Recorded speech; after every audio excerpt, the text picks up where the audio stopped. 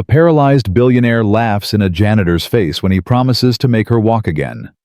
But when she discovers his secret, that he already saved someone. The doctors called hopeless, her laughter turns to tears.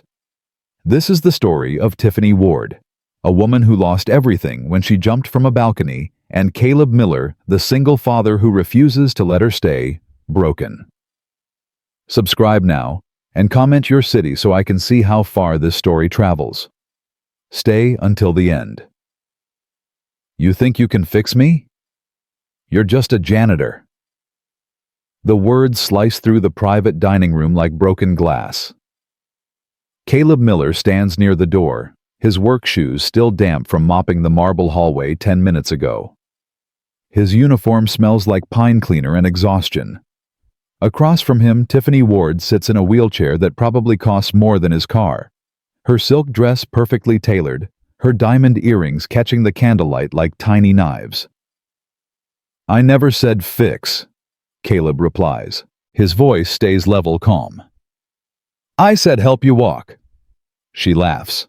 It's not a real laugh. It's the kind of sound people make when they've forgotten what joy feels like. Sharp, practiced, cruel. Do you have any idea how many specialists have tried Johns Hopkins flu in their best neurologist? I had a team from Mayo Clinic living in my guest house for 6 months. I've seen doctors from Switzerland, Japan, Germany. My physical therapist has 3 PhDs and 20 years of experience with spinal injuries. She leans forward slightly, her knuckles white on the armrests. And you think you, a man who mops floors for minimum wage, can succeed where they failed? Yes.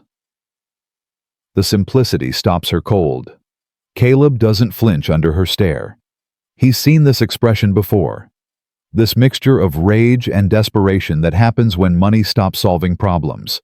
When control slips through manicured fingers. 5 years ago, he saw it in his wife's eyes when the army doctors told her she'd never walk again. Post-traumatic paralysis, they called it. A psychological break so severe her body simply shut down. Sarah had been a combat nurse in Afghanistan, seen things that hollowed her out from the inside. When she came home, her legs worked fine for 6 months. Then one morning she woke up and couldn't move them. No physical cause, no injury. Just her mind locking her body down like a prison.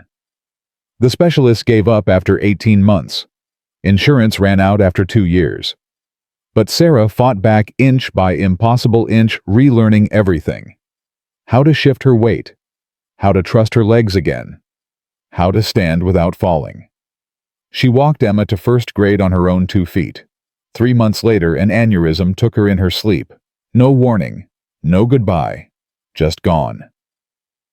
My wife was paralyzed, Caleb says, now pushing the grief down where it lives permanently. Every doctor told her it was permanent. Every single one. They were wrong. Tiffany's fingers tighten on the wheelchair. Good for her. I'm not your wife. No, you're angrier. Her eyes narrow. Excuse me. Your file is public record, Ms. Ward. Business journalists love writing about you. Forbes calls you a genius. Fortune says you're ruthless. Bloomberg did a 10-page spread on how you built Ward Enterprises from nothing. He takes one step closer. The security guard by the door shifts his weight hand, moving toward his belt. Caleb ignores him. I read those articles during my lunch breaks. 20 minutes a day in the maintenance closet. You were the youngest female billionaire in New York. Self-made. Brilliant negotiator. You crushed competitors without blinking. Then 5 years ago, you fell from your penthouse balcony, shattered T4 through T7 vertebrae, lost the use of your legs. He pauses, watching her face. But every article says the same thing. You won't talk about that night. You won't explain what happened. You just disappeared into that wheelchair and built walls so high nobody can reach you anymore. Because it's none of their business, she hisses. You're right. It's not theirs, but it is yours. What's that supposed to mean? It means your doctors are treating the wrong problem. Something flickers behind her cold expression. Fear, maybe. Or hope trying to claw its way out of a very deep hole. You don't know anything about me. I know you've fired your last 3 physical therapists, 2 of them for crying during sessions, 1 for suggesting you see a psychiatrist. Caleb counts off on his fingers. I know you've turned your penthouse into a fortress. Groceries delivered. Meetings via video conference. You haven't physically left that building except for mandatory board appearances in 4 years. And I know you came to this restaurant tonight because your assistant told you I've been asking to speak with you for 3 weeks straight. Tiffany's jaw locks tight. Marcus had no right to tell you that. He didn't. Your head of security did. Guy named Vincent. Big guy doesn't smile much. He found me in the parking garage 2 weeks ago, told me to stop harassing you. Caleb almost smiles at the memory. Then last week he found me again. Said you'd asked about the flowers. Her expression cracks slightly. You sent those, the yellow roses, every Monday for 5 weeks, 20 stems each time. She stares at him like he's speaking another language. Why would you do that? Because yellow roses were my wife's favorite. She said they meant hope when everything else felt hopeless. His voice softens despite his best effort. And because I saw you 6 months ago, outside Children's Hospital. You were sitting in your car in the handicapped spot nearest the entrance, just sitting there, staring at the doors. You never went inside. But you wanted to. I watched you grip the steering wheel so hard your knuckles went white. The color drains from Tiffany's face. You were spying on me. I was leaving. My daughter Emma had her appendix removed that morning.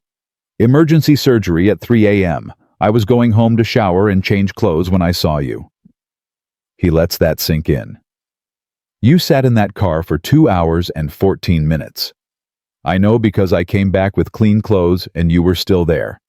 And you were crying. Not loud, not dramatic, just silent tears running down your face while you stared at sick kids going in and out with their parents. Stop. When was the last time you cried in front of another person, Ms. Ward? I said stop. When was the last time anyone saw you as something other than a business transaction or a tragedy? Get out. Her voice shakes. Caleb crouches down slowly, bringing himself to her eye level. It's bold, maybe even stupid. The security guard takes 2 steps forward, but Caleb needs her to hear this. Really hear it. When you fell from that balcony 5 years ago, were you trying to die, or were you trying to make someone finally see you? The slap comes fast and hard, snapping his head to the side. His cheek burns. His ear rings. He tastes copper. Vincent? Tiffany's voice cracks. Get him out of here, now! The security guard grabs Caleb's shoulder, but Caleb raises his hand, stopping him. He straightens slowly, touching his reddening cheek. Tiffany's hand trembles in her lap, her chest heaving like she's just run a marathon. Her eyes are wild, terrified, furious. You don't get to ask me that, she whispers. You don't get to come in here and dissect my life like you know me. You're absolutely right. I don't. Caleb reaches into his pocket carefully, so Vincent doesn't tackle him. He pulls out a plain white business card and sets it gently on the table beside her untouched glass of wine. But if you ever want to answer that question for yourself, not for me, call this number. I work the night shift in this building, 7 p.m. to 3 a.m. My daughter makes me keep my phone on me at all times in case she needs me, so I'll answer. Doesn't matter when. He turns toward the door. Wait. Caleb stops. Doesn't turn around. Just waits. Tiffany doesn't look at him. Her eyes stay fixed on the business card like it might explode. Her fingers inch toward it, then pull back. Reach again. Stop. What did your wife do when she couldn't walk? What was the first thing that actually worked? Caleb turns halfway enough to see her profile. She got angry first, threw things, screamed at me, refused every therapy session. The doctors said her mind had locked her body down as protection. Trauma does that sometimes. Shuts you down to keep you safe from yourself. He pauses, remembering Sarah's face during those dark months. They said she had to want to heal before any physical therapy would work. So one night about 3 months in, I asked her a different question. Not what she'd lost, what she wanted. What did she say? She said she wanted to dance with me again, at our daughter's wedding someday. She wanted to wear heels and a beautiful dress and spin around a dance floor without falling. His throat tightens. She never made it to Emma's wedding, obviously. Emma's only 7, but Sarah did dance with her, once, at a school recital when Emma was 5. It wasn't graceful. It hurt her. She could barely stand for more than a minute, but she did it, because she chose to want something more than she feared the pain of trying. Tiffany's hand finally closes around the card. I'm not promising miracles, Ms. Ward. I'm not a doctor. I don't have fancy degrees or access to experimental treatments. Caleb meets her eyes one last time. But I've seen rock bottom. I've lived in that hole where nothing matters anymore, and I know the climb back up. If you're ready to try, I'll meet you there. No pity, no judgment, no inspiration porn. Just work. He walks out. Vincent follows him to the elevator, silent and intimidating. When the doors open, the guard speaks for the first time.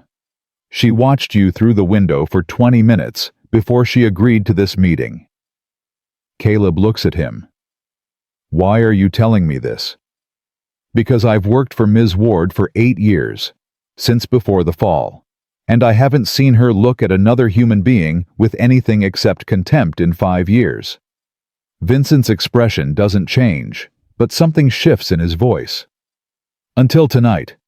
Tonight she looks scared. That's progress. The elevator doors close. Caleb rides down 47 floors in silence, his cheeks still stinging, wondering what he's just started. 3 days pass. Caleb doesn't expect her to call. People like Tiffany Ward don't accept help from people like him.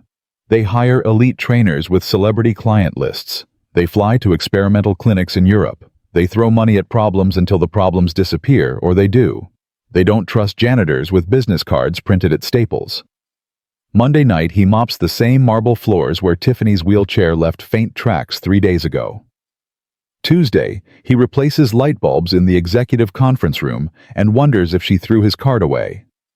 Wednesday, he cleans the parking garage and sees her reserved spot empty as always. Thursday night at 11:47 p.m., his phone rings. Unknown number. He almost doesn't answer. Emma's asleep. It's probably spam, but something makes him swipe to accept. Mr. Miller. He recognizes her voice immediately, softer than before, tired. Ms. Ward. Don't call me that. My name is Tiffany. Okay. Tiffany. Silence. He can hear her breathing on the other end, uneven, uncertain, like she's trying to remember how to do this, how to ask for help, how to be vulnerable. I want to try, she finally says. Okay. But I have conditions. I'm listening. No pity. Ever. If I see pity in your eyes, we're done immediately. No touching me without asking first and getting clear verbal consent. No pushing past my limits without permission. If I say stop, you stop that instant. No questions. No negotiations. Stop means stop. She pauses. And no one can know about this. Not the press, not my board, no one. This stays between us. Caleb leans against the hospital corridor wall where he's taking his break. The fluorescent lights hum overhead. A janitor cart sits beside him smelling like disinfectant. Agreed. All of it. You don't want to negotiate any of that? No, those are good boundaries. Smart. We'll follow them exactly. Another pause, longer this time. He hears something that might be her hand covering the phone. A shaky breath. Why are you doing this? Really? Not the inspirational answer, the real one. Caleb closes his eyes. Because my daughter Emma asked me why the pretty lady in the wheelchair always looks so sad. She saw your picture in a magazine at the pediatrician's office, some article about powerful women in business, and she pointed at you and said you had sad eyes. He opens his eyes, staring at the ceiling tiles. I told her some people forget they're allowed to be happy, and she asked if anyone was helping you remember. I said I didn't know. She said someone should. Tiffany's breath catches.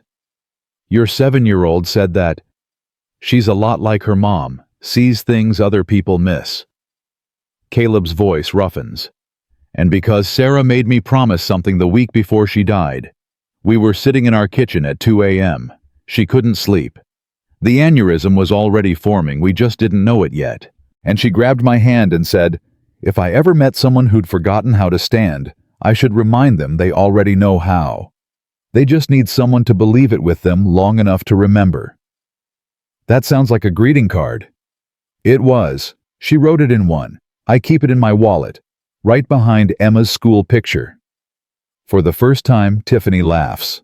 Small, fragile, but real. You're very strange, Mr. Miller.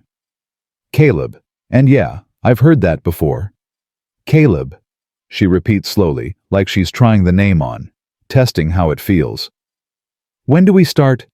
Tomorrow. I'll come to you. What's your address? She gives it to him. The penthouse on 5th Avenue overlooking Central Park. The address everyone knows. The fortress Vincent mentioned.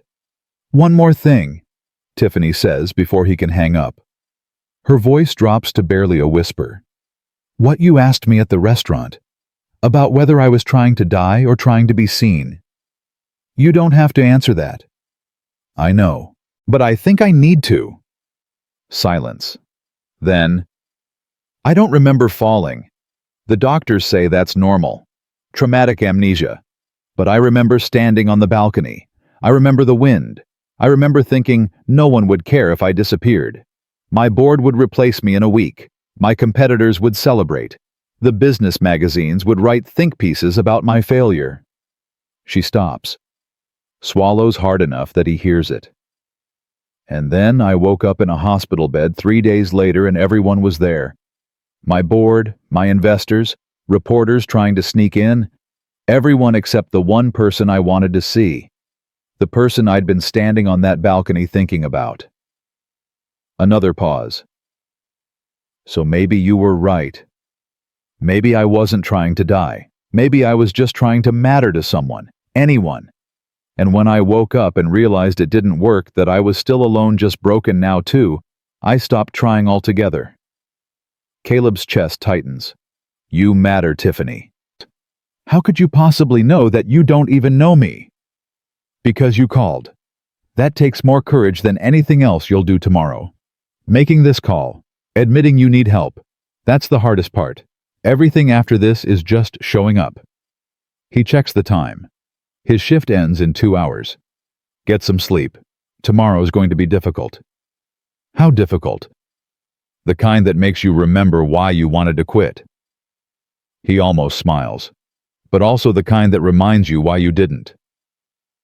She hangs up without saying goodbye. Caleb stands there for a long moment, staring at his phone, wondering what he's just agreed to. He's not a therapist. He's not a miracle worker. He doesn't have credentials or liability insurance or any business doing this.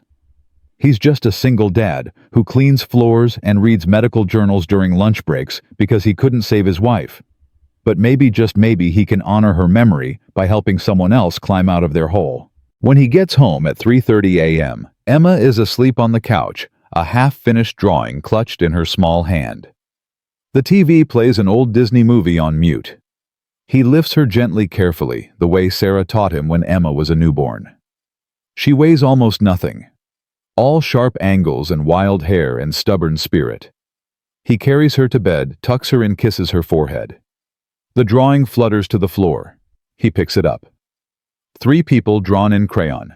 A tall man with messy hair. A woman in a wheelchair with a crown. A little girl between them, holding both their hands. They're standing under a rainbow that takes up half the page. At the top, in Emma's careful 7-year-old handwriting, we can all fly if someone helps us remember how. Caleb's throat burns. His eyes sting. He tapes the drawing to the fridge right next to Sarah's last birthday card, the one that says, "You're my favorite human," in her looping handwriting. He whispers into the quiet apartment. I hope I can do this, Sarah. I really hope I don't mess this up. The silence doesn't answer. Friday evening arrives too fast. Caleb stands outside Tiffany Ward's building at 6:45 p.m. with a rolled-up yoga mat under one arm and a worn journal in his back pocket. The doorman looks at him like he's lost. Service entrance is around back. I have an appointment. Penthouse. Tiffany Ward. The doorman's expression shifts from dismissive to confused to suspicious in 3 seconds. Ms. Ward doesn't take visitors. She does tonight. Your name? Caleb Miller. The doorman makes a call, listens. His eyebrows rise. He hangs up slowly. Ms. Ward says to send you up. Penthouse is private elevator far right. He sounds shocked. She also says you're cleared for future visits. I'll add you to the approved list. The elevator ride to the top floor feels endless. Caleb's palms sweat. His heart pounds. He doesn't know why he's nervous. He's done this before, sort of, with Sarah. But Sarah loved him. Sarah trusted him. Sarah wanted to heal. Tiffany Ward is none of those things. The elevator opens directly into her penthouse, and she's standing. Not in her wheelchair. Standing. Gripping the doorframe with both hands, her legs trembling violently, her face pale and sheeted with sweat. Her knuckles are white. Her breath comes in short gasps, but she's on her feet. I wanted you to see, she says through gritted teeth. I'm not completely helpless. Caleb doesn't smile, doesn't praise her, doesn't react at all. He just looks at his watch. How long have you been standing there? 12 minutes. That's too long. Sit down before you fall. She glares at him, but her legs are already giving out. She collapses back into the wheelchair parked behind her, gasping like she's just surfaced from underwater. You're not very encouraging. I'm not here to lie to you. Caleb steps inside, setting down his yoga mat. The penthouse is massive. Floor-to-ceiling windows overlooking Central Park. White marble floors. Modern furniture that looks expensive and uncomfortable. Everything is clean, organized, perfect. It feels more like a hotel lobby than a home. No pictures on the walls. No books. No warmth. Standing for 12 minutes just to prove something to me isn't strength. It's fear dressed up as determination. I am not afraid of you. I didn't say you were afraid of me. You're afraid I'll think you're weak. There's a difference. Tiffany wheels backward, creating distance. You don't know anything about me. Not yet, but I will. Caleb kneels on the yoga mat, unrolling it carefully. He pats the space beside him. Come down here. Excuse me. On the floor, with me. I can't get down there. Yes, you can. I'll help you. She stares at him like he's suggesting they jump off the balcony together. What if I can't get back up? Then we'll figure it out together. He extends his hand, palm up, waiting, not reaching for her, just offering. Trust has to start somewhere, Tiffany. Might as well be now. For a long moment, she doesn't move. Her eyes flick from his face to his hand to the floor. Calculating, measuring, looking for the trap. There isn't one. Finally, slowly, she rolls forward. Her hand touches his. It's cold. Shaking. Her fingers grip his with surprising strength. Together, they lower her to the floor. She sits awkwardly, legs stretched out in front of her, useless and uncooperative. Her breathing is ragged. Her eyes shine with something that might be tears or might be rage. I hate this, she whispers. I know. I hate needing help. I know. I hate you seeing me like this. I know, but I'm still here. Caleb settles across from her cross-legged casual. Okay, ground rules. You already gave me yours. Now here are mine. We work for 1 hour 3 times a week to start. Monday, Wednesday, Friday. If you're in pain, you tell me immediately. If you're uncomfortable, you tell me. If you need to stop, we stop. No judgment. No guilt. He pulls out the worn journal, flips it open. This is Sarah's recovery journal. Every day she wrote down 3 things. 1 thing she tried, 1 thing she felt, 1 thing she wanted. We're going to do the same. I don't journal. You do now. What if I have nothing to write? Then you write, I have nothing to write. But you write something, every single day. He tears out a blank page, hands it to her with a pen. Let's start now. What did you try today? Standing for 12 minutes. What did you feel? She hesitates, looks away. Terrified. Good. That's honest. What do you want? Long silence. Her jaw works. Her eyes stay fixed on the window, on the city lights spreading out below them like fallen stars. I don't know anymore. That's okay. We'll figure it out. Caleb closes the journal. Now, let's see what you can do. Don't tell me what you can't do. I don't care about that. Show me what you can, even if it's small. Tiffany looks at him like he's insane. I can't move my legs. Show me. I just told you I can't.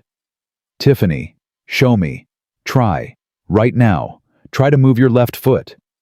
This is pointless. Show me. She glares at him. Then, with visible effort, she stares down at her left foot. Her face contorts with concentration. Nothing happens. Sweat beads on her forehead. Her hands clench into fists. Still nothing. I told you, she snaps. I can't. You can't yet. Different sentence. Try again. Why? What's the point? Because I need to see what's physical and what's psychological. Because I need to understand how your body responds to intention. Because I need you to see that trying isn't failure. His voice stays calm, steady. Try again. Just try. That's all I'm asking. She tries again, and again, and again. On the 7th attempt, her big toe twitches. Barely, maybe half a centimeter, but it moves. Tiffany gasps, stares at her foot like it's betrayed her. Did that just... Yeah. But I can't... The doctor said a lot of things. Now try the other foot. They work for 53 minutes. By the end, Tiffany is shaking with exhaustion, tears streaming down her face, but she's moved 3 toes on her left foot and 2 on her right. Tiny movements, insignificant to anyone watching. But Caleb saw Sarah's first movement too. He knows what impossible looks like when it starts cracking. When they finish, he helps her back into her wheelchair. She doesn't speak, just sits there breathing hard, staring at her feet. Same time Monday, Caleb says, rolling up his mat. Wait. Her voice is hoarse. Why didn't you celebrate when I moved my toes? Why didn't you act excited? Because this isn't about me, it's about you. And because celebration comes later. Right now, we just work. He heads toward the elevator, then stops, turns back. For what it's worth, you did good today. Better than good. You showed up. That's the hardest part. The elevator doors close on her stunned expression. Caleb rides down 47 floors, his heart pounding, his hands shaking slightly, thinking about Sarah's first day of therapy. How she cried the entire hour. How she made him promise not to give up on her, even when she gave up on herself. He won't give up on Tiffany either, even if she gives up on herself 100 times. That's what Sarah would want. That's what Emma needs to see. And that's what Tiffany Ward deserves, whether she believes it yet or not. Monday comes faster than Tiffany expects. She wakes up at 5 a.m., her legs aching in that phantom way that makes no medical sense. The doctors told her years ago that she shouldn't feel pain in limbs that don't work. But she does. Every morning. A deep grinding ache that reminds her of everything she lost. Except this morning something is different. Her toes moved Friday night, 3 on the left, 2 on the right. Tiny, insignificant movements that her physical therapists would have dismissed as muscle spasms. But they weren't spasms. She made them move. She tried, and they responded. She's been thinking about it for 3 days straight. At 6 p.m., she's already positioned by the door when the elevator opens. Not standing this time. She learned that lesson. But she's there waiting. Her hands gripped tight on the wheelchair arms. Caleb steps out carrying the same yoga mat and that worn journal. He looks tired. There are dark circles under his eyes. His uniform is wrinkled. "Rough weekend?" Tiffany asks before she can stop herself. Emma had a stomach bug. 48 hours of misery. He sets down the mat, stretches his back. She's fine now. Ate 3 pancakes this morning and announced she's never getting sick again. That's not how it works. Try telling her that. He almost smiles. "You ready?" "I've been ready since Friday night." "Good. Floor, let's go." They repeat the process, her hands in his. The slow descent, the awkward positioning. By now, it should feel less humiliating, but it doesn't.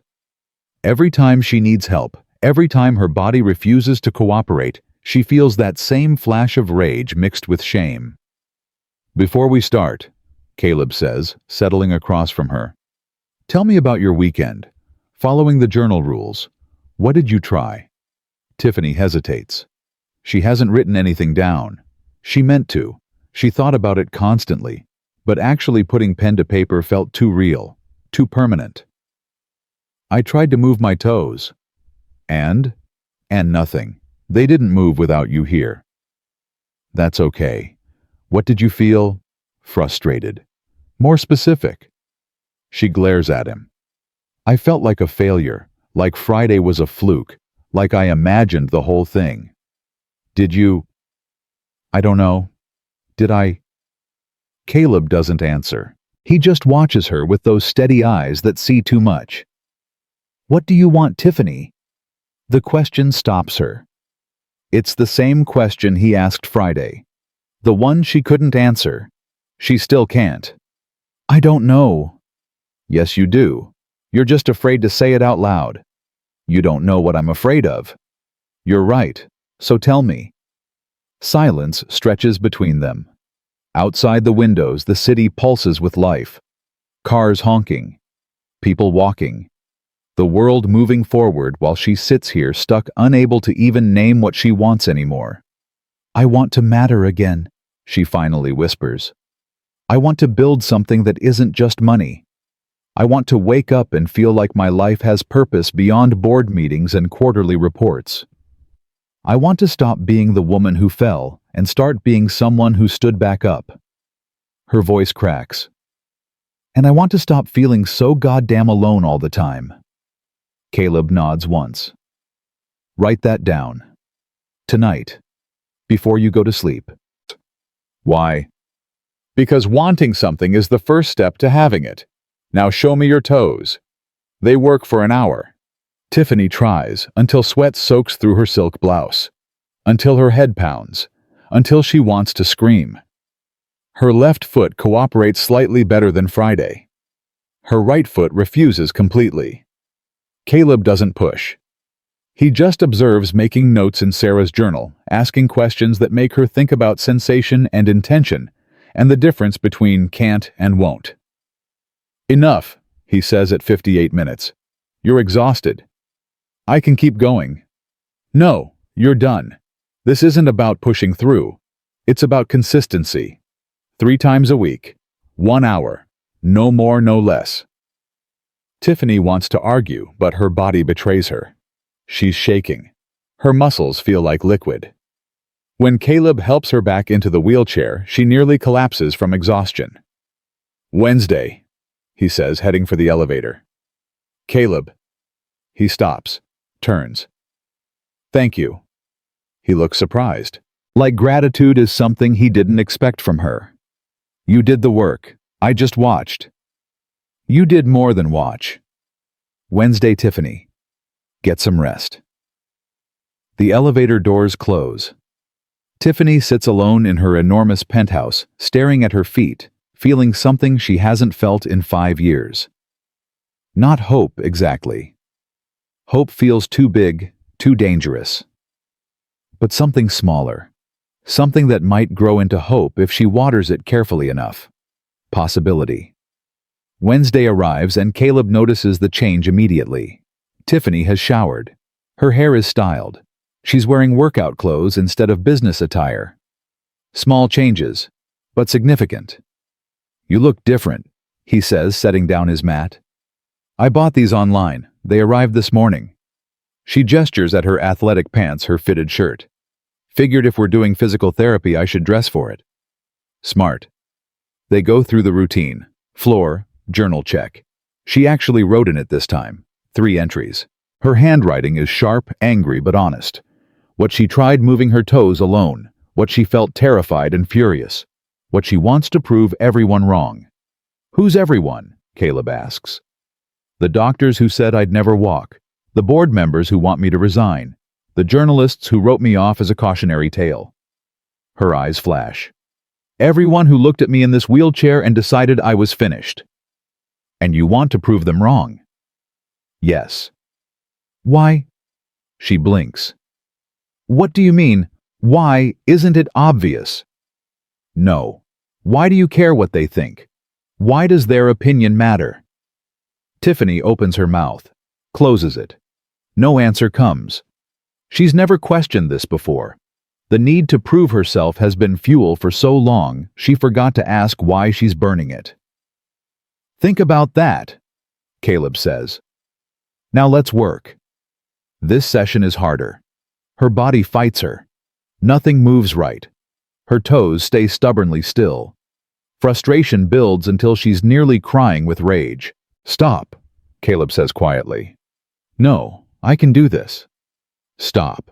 Right now. You're forcing it." "I'm trying."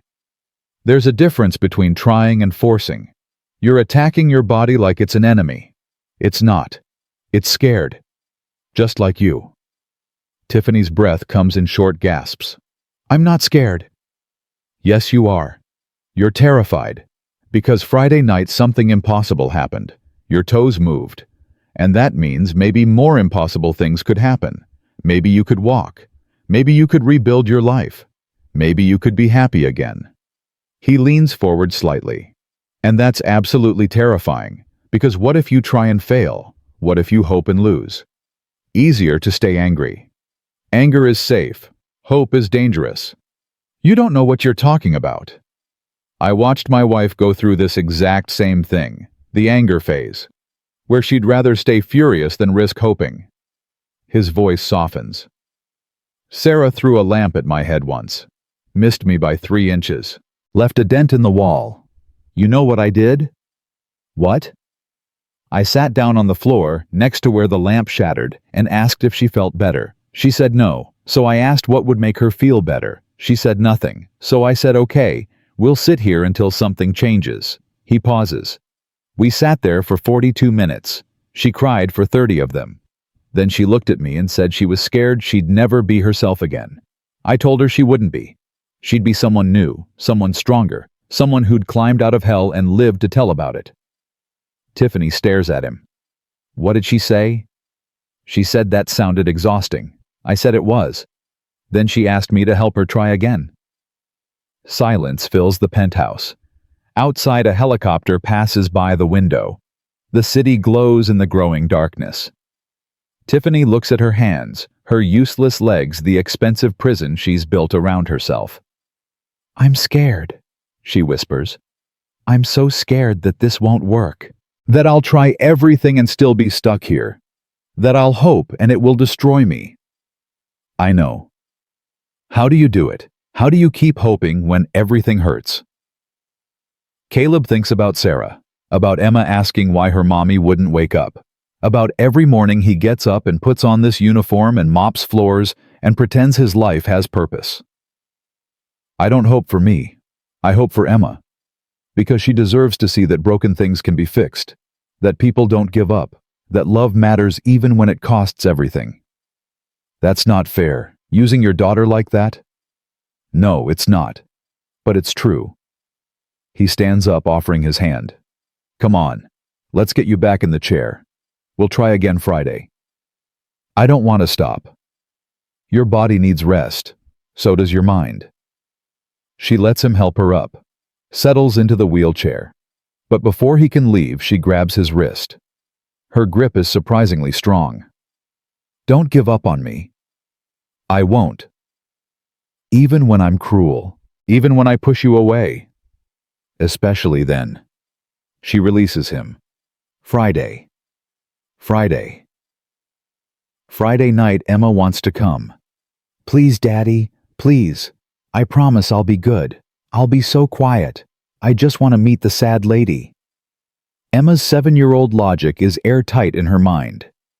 Maybe if she meets me, she'll be less sad. Caleb crouches down to his daughter's level. "Emma, this isn't a play date. Ms. Ward is doing very hard work. She needs to focus." "But you said she's lonely." "I'm good at making lonely people feel better. Remember when Mr. Peterson's wife died and I brought him cookies? That was very sweet. But this is different." "Why?" "Because Tiffany Ward is a billionaire who values privacy above everything. Because she's barely holding herself together. Because introducing a 7-year-old child into her carefully controlled environment could shatter whatever fragile progress they've made. Because Emma is his entire world, and he won't risk her getting hurt by someone else's brokenness." He doesn't say any of this. "I'll ask Ms. Ward," he finally says. "If she says yes, you can come. If she says no, you stay with Mrs. Chen downstairs. Deal?" "Deal." Caleb texts Tiffany. It feels strange texting a billionaire. But she gave him her personal number after Wednesday's session, said it was easier than going through Vincent every time. Her response comes in 30 seconds. Absolutely not.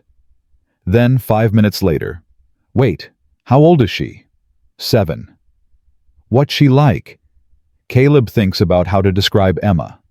Stubborn, kind, asks too many questions, draws constantly, believes broken things can be fixed. 3 minutes pass, then fine, but only for 15 minutes, and she stays in the living room area, not the therapy space. Caleb reads the message 3 times looking for the trap. There isn't one. Just a lonely woman agreeing to meet a child. Maybe Tiffany is more desperate for connection than he realized. Maybe she's curious. Maybe she remembers being 7 and believing in impossible things. When they arrive at the penthouse, Emma's eyes go wide. "Daddy? This place is huge. Is Ms. Ward a princess?"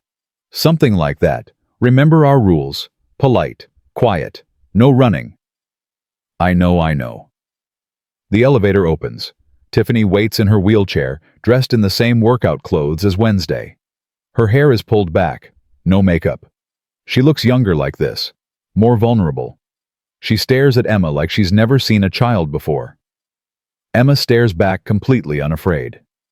"Hi," Emma says. "I'm Emma. You have a really pretty home." "Thank you." Tiffany's voice is stiff, uncertain. "I'm Tiffany." "I know. My daddy talks about you a lot." Caleb's face burns. "Emma, what you do? You told Mrs. Chen that Ms. Ward is very brave and working really hard." Tiffany's expression shifts slightly, something that might be surprise or might be pleasure. "He said that." "Yep. He also said you have sad eyes, but I don't think they look that sad today." "Emma." Caleb wants the floor to open up and swallow him, but Tiffany laughs. Actually laughs. It's rusty like she's forgotten how, but it's real. "Your daughter is very honest. Too honest sometimes." Emma walks closer to the wheelchair, her small face serious. "My mommy died. Did you know that?" The room goes silent. Caleb moves to intervene, but Tiffany raises a hand, stopping him. She looks at Emma with something new in her eyes. Recognition, maybe, or understanding. "No, I didn't know that. I'm very sorry." "It's okay. Well, not okay. It's sad. But I'm okay. Mostly." Emma tilts her head. "She couldn't walk for a while before she died. My daddy helped her. Now he's helping you. Are you sad like my mommy was?" Tiffany's throat works. "Yes. Very sad." "Why?" Emma, Caleb warns. No, it's all right. Tiffany's voice is thick. I'm sad because I forgot how to do something I used to be very good at, and I'm scared I'll never remember. Emma nods, like this makes perfect sense. My mommy forgot too, but she remembered. You will too. You just need to practice, and believe in yourself, and have people who love you. She reaches into her backpack, pulls out something wrapped in tissue paper. I made this for you. Tiffany takes it, carefully unwraps it. Inside is a small doll made from craft supplies, pipe cleaners, and felt and googly eyes. One of the doll's legs is broken, secured with a tiny band-aid. Her name is Hope, Emma explains. She fell down and broke her leg. But see, she's getting better. The band-aid is helping her heal. I made her for you so you remember that broken things can get better. They just need time and love and band-aids. Tiffany stares at the doll. Her hands shake. Tears slide down her cheeks. She doesn't wipe them away. This is the kindest thing anyone has given me in 5 years. Really? That's sad. People should give you more nice things. Emma, come on. Let's let Ms. Ward rest before we start. Caleb gently steers his daughter toward the living room area. Okay. Bye, Ms. Tiffany. I hope you feel better. Tiffany watches Emma skip away, clutching the doll like it's made of diamonds. When she looks at Caleb, her face is completely unguarded. Raw. Thank you for bringing her. She's been asking for weeks. She's remarkable. You're raising her well. I'm doing my best. Sarah did most of the hard work before. He doesn't finish the sentence.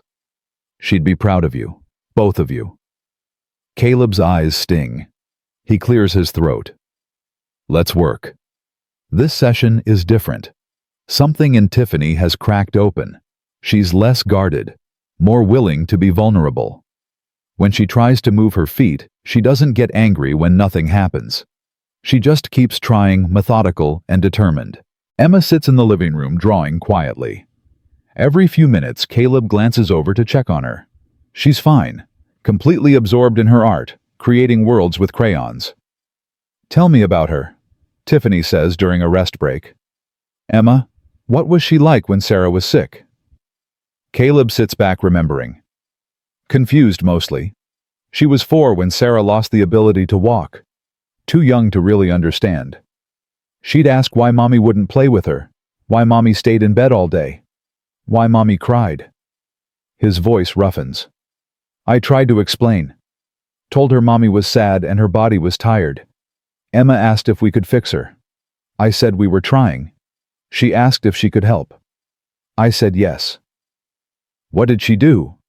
Drew pictures, hundreds of them. Covered the walls of Sarah's room with them. Butterflies and rainbows and stick figures holding hands. She'd sit on the bed and narrate her drawings, tell these elaborate stories about adventures we'd go on when Mommy felt better. He swallows hard. Sarah said those drawings saved her life. That every time she wanted to give up, she'd look at those walls and remember she had a reason to keep fighting. Tiffany wipes her eyes. I'm sorry you lost her. Me too. But you're still here, still fighting, still helping people. Because that's what Sarah would want. She made me promise not to disappear into grief. Made me swear I'd keep living. Keep being Emma's father. Keep finding ways to matter. He looks at Tiffany. That's why I'm here. Helping you matters. Emma seeing me help you matters. Showing her that broken people deserve kindness.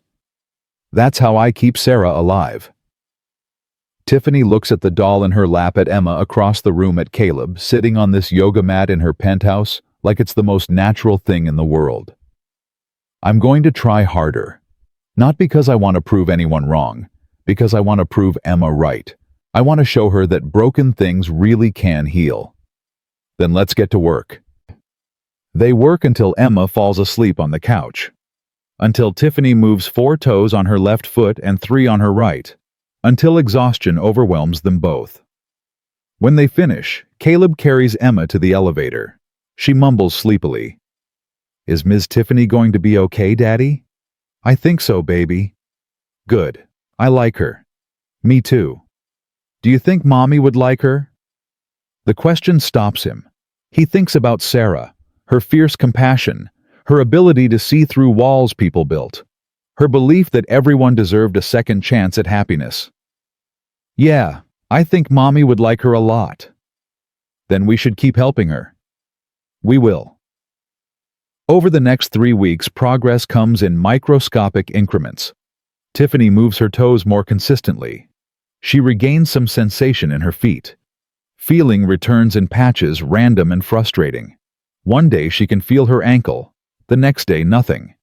Her body is relearning neural pathways, Caleb explains. It's not linear, it won't make sense. She just has to keep showing up. She does. Monday, Wednesday, Friday. 6 p.m. sharp. Sometimes she's ready. Sometimes she's in tears before they even start. Once she screams at him to leave, that this is pointless, that he's wasting his time. He sits on the floor and waits. After 20 minutes, she apologizes. He says there's nothing to apologize for. They keep working. Vincent, her head of security, notices the change. You seem different, Ms. Ward. Different how? Less angry, more present. She thinks about this. He's right. For 5 years she's been a ghost, haunting her own life. Going through motions, attending meetings via video, signing documents, making decisions, but never really being there. Just existing in this expensive tomb she built, waiting for nothing. Now she waits for Monday, for Wednesday, for Friday. For Caleb's quiet presence and his refusal to pity her. For the journal prompts that force her to name her feelings. For the small victories that add up to something resembling progress. On a Wednesday in late autumn, something shifts. They're working on ankle rotation. Caleb has his hand under her foot, asking her to push against his palm. She's tried 15 times. Nothing.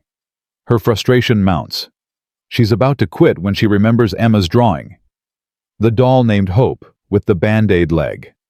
Broken things can heal. She closes her eyes, breathes, stops fighting her body and just asks it quietly to move. Her foot presses into Caleb's palm. Not much. Maybe a few ounces of pressure. But real. Intentional. Unmistakable. Her eyes fly open. Did I just... Yeah. Oh my God. Try again. She does. Same result. Her foot responds. Not perfectly, not strongly, but it obeys her intention.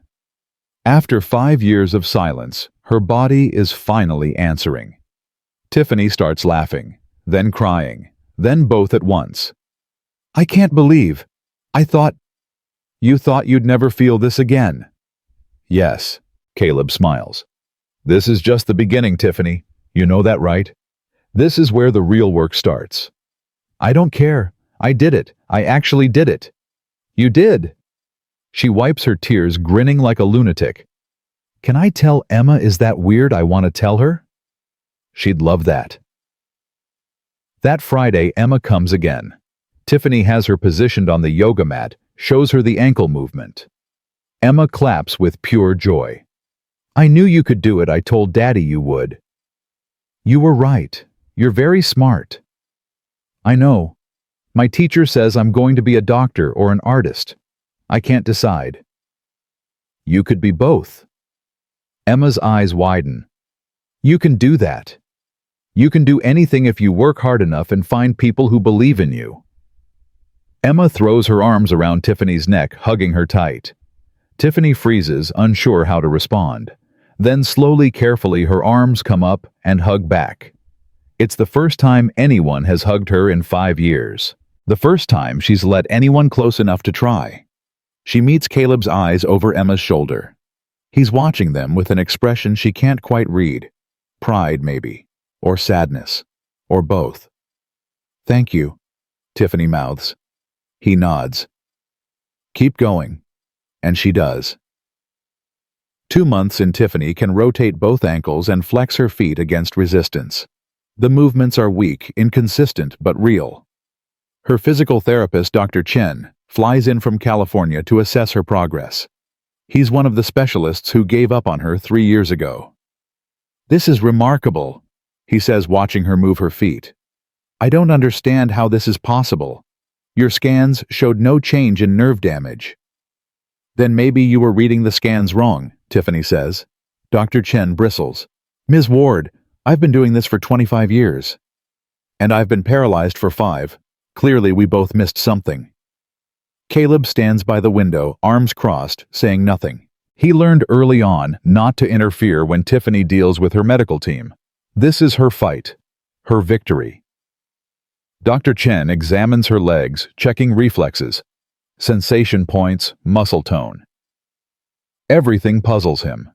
Nothing fits his understanding of her condition. "I'd like to run new tests. MRI nerve conduction studies complete workup."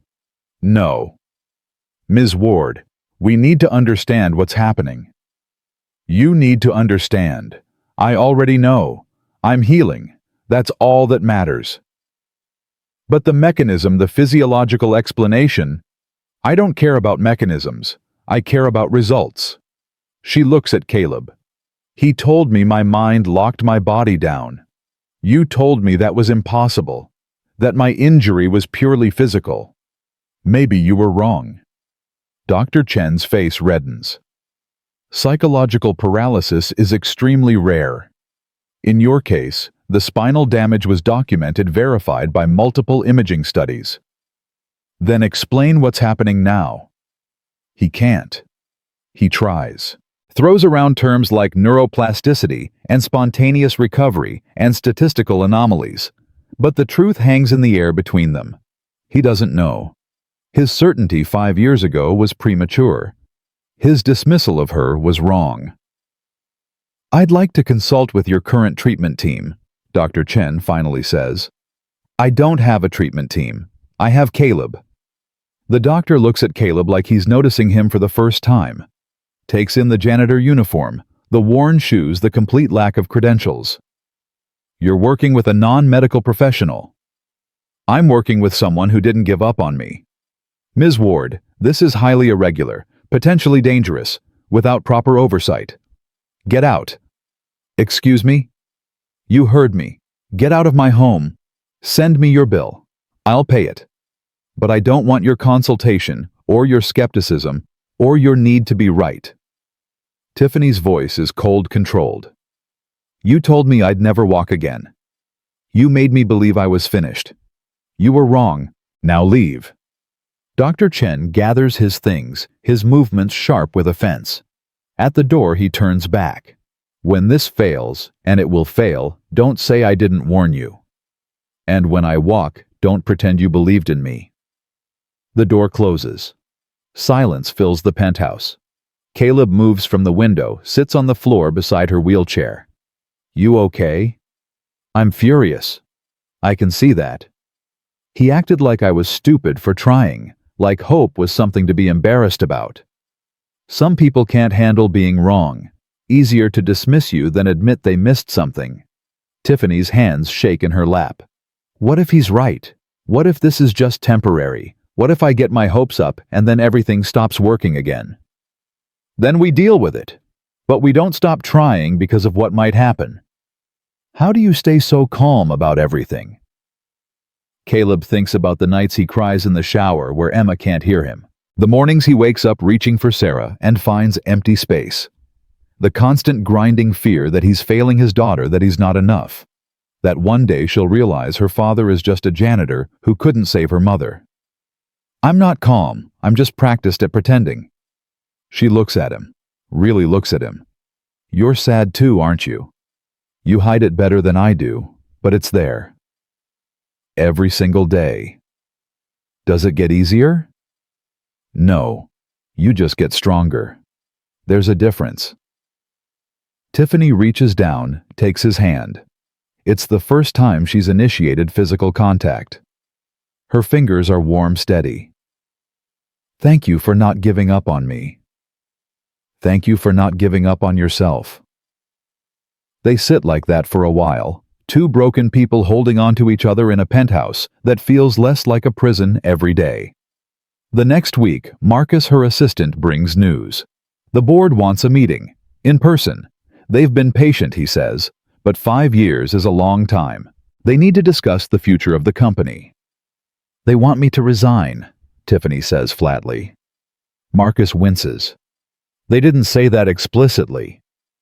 They didn't have to. I've been absent, checked out, running the company from a distance while I hid in this apartment. She wheels to the window, looks out at the city. They're right to want me gone. Don't say that. Why not? It's true. I gave up. On the company, on myself, on everything. You're fighting back now. Now might be too late. Marcus sets down his tablet, crouches beside her chair. He's been with her for 12 years. Watched her build an empire. Watched her fall. Watched her disappear. What do you want to do? I don't know. Yes, you do.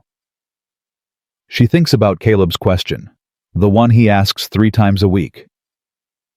What do you want? For months, she didn't have an answer, but lately something has been growing. Not hope exactly, something harder, more determined. I want my company back, she says quietly. I want to walk into that boardroom and show them I'm not finished. I want to prove that falling doesn't mean you stay down. Then do it. I can't walk yet, Marcus, not well enough, not far enough. So use the wheelchair. You've used it for 5 years. What's one more meeting? Because I'm tired of that chair defining me. I'm tired of people looking at me and seeing tragedy instead of a person. She turns to face him. Schedule the meeting for 6 weeks from now. That gives me time. Time for what? To walk into that room on my own 2 feet. Marcus stares at her like she's lost her mind. Tiffany, 6 weeks is enough. It has to be enough. That night she tells Caleb her plan. He listens without interrupting, his face carefully neutral. When she finishes, he sets down Sarah's journal and looks at her.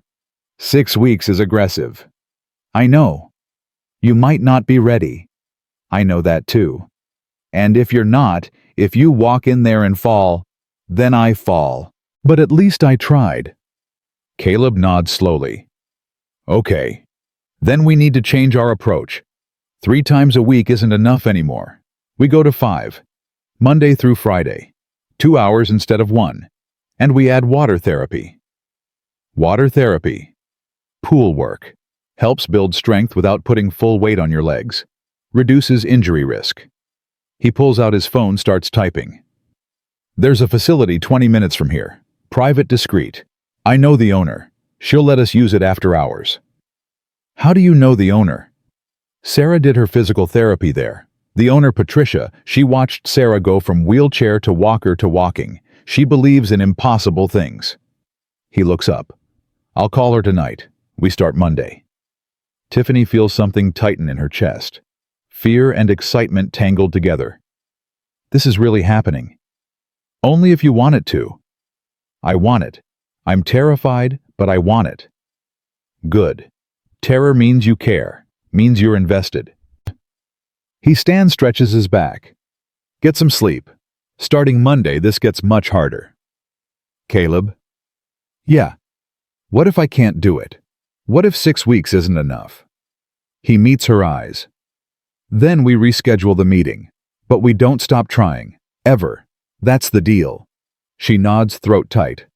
That's the deal. Monday arrives with winter rain beating against the windows. Caleb picks Tiffany up at 5 p.m. in a borrowed van equipped with a wheelchair lift. Patricia's facility is empty, lights dimmed, pool glowing blue in the darkness.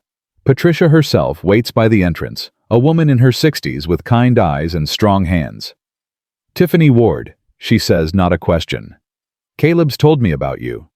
Nothing good, I hope. Patricia laughs. He said you're stubborn and brilliant and ready to work. That's all I need to know. She leads them inside. Pool's heated to 90 degrees. Changing room is through there. Take your time. In the changing room, Tiffany struggles into a swimsuit with help from an aide Patricia assigned. The vulnerability of it being seen in so little clothing, her useless legs exposed, nearly breaks her resolve. But she thinks about the boardroom, about walking in, about proving she's not finished. She lets them help her to the pool. The water is warm, welcoming. Patricia and Caleb ease her in using a hydraulic lift. When the water reaches her chest, everything changes. The weight disappears. Her body floats free from the constant pull of gravity. For the first time in 5 years, she feels almost normal. "How does it feel?" Caleb asks, standing in the pool beside her. "Like flying." "Good. Now let's see what you can do." They work on basic movements, kicking, treading water, using her arms to compensate for her weak legs. Patricia watches, offering corrections, encouragement, expertise. She's seen this before, she tells Tiffany. The impossible becoming possible through sheer determination. "My husband had a stroke at 45, Patricia says during a break. Left side completely paralyzed. Doctors said he'd never walk again, never use his left arm, never regain normal function. She smiles, remembering. He walked our daughter down the aisle 3 years later, still had a limp, still struggled with fine motor control. But he did it, because he decided being impossible didn't matter if you were willing to work." "Is he still alive?" Tiffany asks. "No, died 5 years ago. Heart attack, quick and painless." Patricia's smile doesn't fade. "But those extra years we had watching him fight back, watching him refuse to give up, those were the best years of our marriage, because we both knew how precious they were." Tiffany floats in the warm water thinking about precious things, about second chances, about people who refuse to let you stay broken. "Thank you for letting us use your pool. Thank you for trying. The world needs more people who try." They work for 2 hours. By the end, Tiffany's entire body aches in new ways, good ways, muscle fatigue instead of atrophy, progress instead of decay. When they lift her out of the pool, her legs tremble but hold some weight. Not much, not enough, but more than yesterday. "Same time tomorrow," Caleb says. "I'll be here." The routine becomes everything. Work in the pool, work on the mat, work in the wheelchair building core strength, work standing with parallel bars teaching her legs to remember what they once knew. 5 days a week, 2 hours minimum. Sometimes 3, when Tiffany refuses to stop. Emma comes to the pool on Fridays. She swims while they work, her small body cutting through the water like a dolphin. Sometimes she demonstrates exercises, her 7-year-old confidence making Tiffany laugh. "See, Ms. Tiffany? Just kick like this. It's easy." Nothing about this is easy. But Tiffany keeps showing up. 3 weeks before the board meeting, she stands for 5 minutes unassisted. Her legs shake violently. Sweat pours down her face. But she stands. Caleb stands 2 feet away, arms out ready to catch her if she falls. She doesn't fall. "I'm standing," she whispers. "You are." "I'm actually standing." "You've been standing for 4 minutes and 37 seconds. Don't lock your knees." She adjusts her stance, focusing on the feeling of her feet against the floor. Solid, real, connected. This body that betrayed her is slowly coming back, slowly remembering. At 5 minutes, her legs give out. Caleb catches her, smoothly lowering her back into the wheelchair. She's crying and laughing at the same time. 5 minutes, she says. That's progress. That's huge progress. Rest. Then we try again. 2 weeks before the meeting, she takes her first steps. 3 of them. From the parallel bars to Caleb's outstretched hands. Her legs barely cooperate. Her balance is terrible. She nearly collapses twice. But she walks. Actually walks. Emma, watching from the pool edge, screams with joy. "You did it! You did it! I knew you could!" Patricia applauds. Even the aide, who's seen countless patients, wipes tears from her eyes. Tiffany stands in Caleb's steadying grip, breathing hard, overwhelmed. "I walked." "You walked." "Oh my God, I walked." 3 steps. Tomorrow we try for 4. That night, alone in her penthouse, Tiffany looks at the doll Emma made her. Hope with the Band-Aid leg. She's kept it on her nightstand, looking at it every morning, every night. A reminder that broken things heal, that children see truth adults forget. She picks up her phone calls, a number she hasn't dialed in 3 years. "Hello?" A man's voice, uncertain, surprised. "David?" she says. "It's Tiffany." Silence. Then, "Tiffany, I didn't expect to hear from you." David Chen. Not the doctor. The other one. The man she was dating when she fell. The man who visited her once in the hospital, saw her in the wheelchair, and never came back. The man whose absence from her recovery room told her everything she needed to know about what her life would become. "I know. I'm sorry to call out of the blue." "It's fine. Is everything okay?" She almost laughs. Nothing has been okay for 5 years. "I'm walking again." Another silence. Longer. "What?" "I'm walking. Not far, not well, but I'm walking. And I have a board meeting in 2 weeks. I'm going to walk into that room." She pauses, then says what she called to say. "I wanted you to know that you were wrong. You left because you thought I was broken beyond repair. You decided I wasn't worth the effort of staying. I wanted you to hear from me directly that I'm not broken. I never was. I just needed time and help, and people who didn't give up." "Tiffany, I don't know what to say." "You don't have to say anything. I don't need an apology or an explanation. I just needed you to know that I survived, despite you, despite everyone who decided I was finished. I'm still here, and I'm not done yet." She hangs up before he can respond. Her hands shake, her heart pounds, but she feels lighter than she has in years. Because that call wasn't about David. It was about her, about reclaiming her voice, about refusing to be diminished by other people's limitations. She writes in her journal, "What did you try? I called someone who hurt me and told him the truth. What did you feel powerful? What do you want to keep feeling this way? To keep fighting? To keep proving that impossible is just a word?" 1 week before the meeting, everything falls apart. Tiffany is practicing walking between parallel bars when her left leg buckles completely. She crashes hard, catching herself on the bars but wrenching her shoulder. Pain explodes through her body. She cries out, collapsing. Caleb is there instantly. "Where does it hurt?" "Everywhere. My shoulder, my hip, my leg." Tears stream down her face. "It gave out. It just stopped working."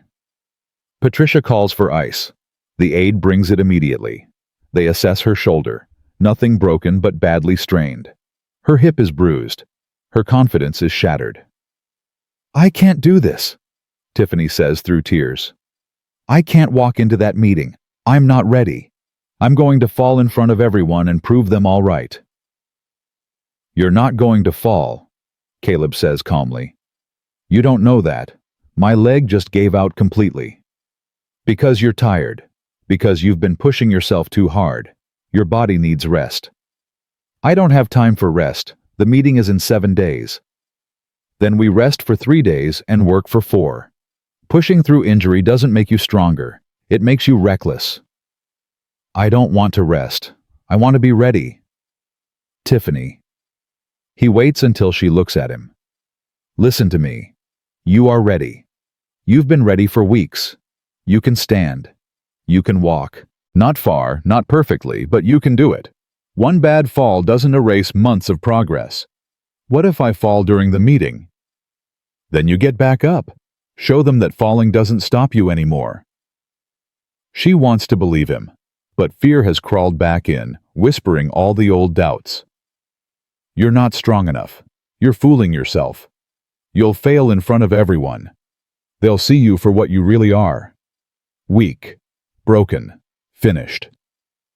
"I need to go home," she whispers. "Okay, I'll drive you." In the van, Emma sits in the back, uncharacteristically quiet.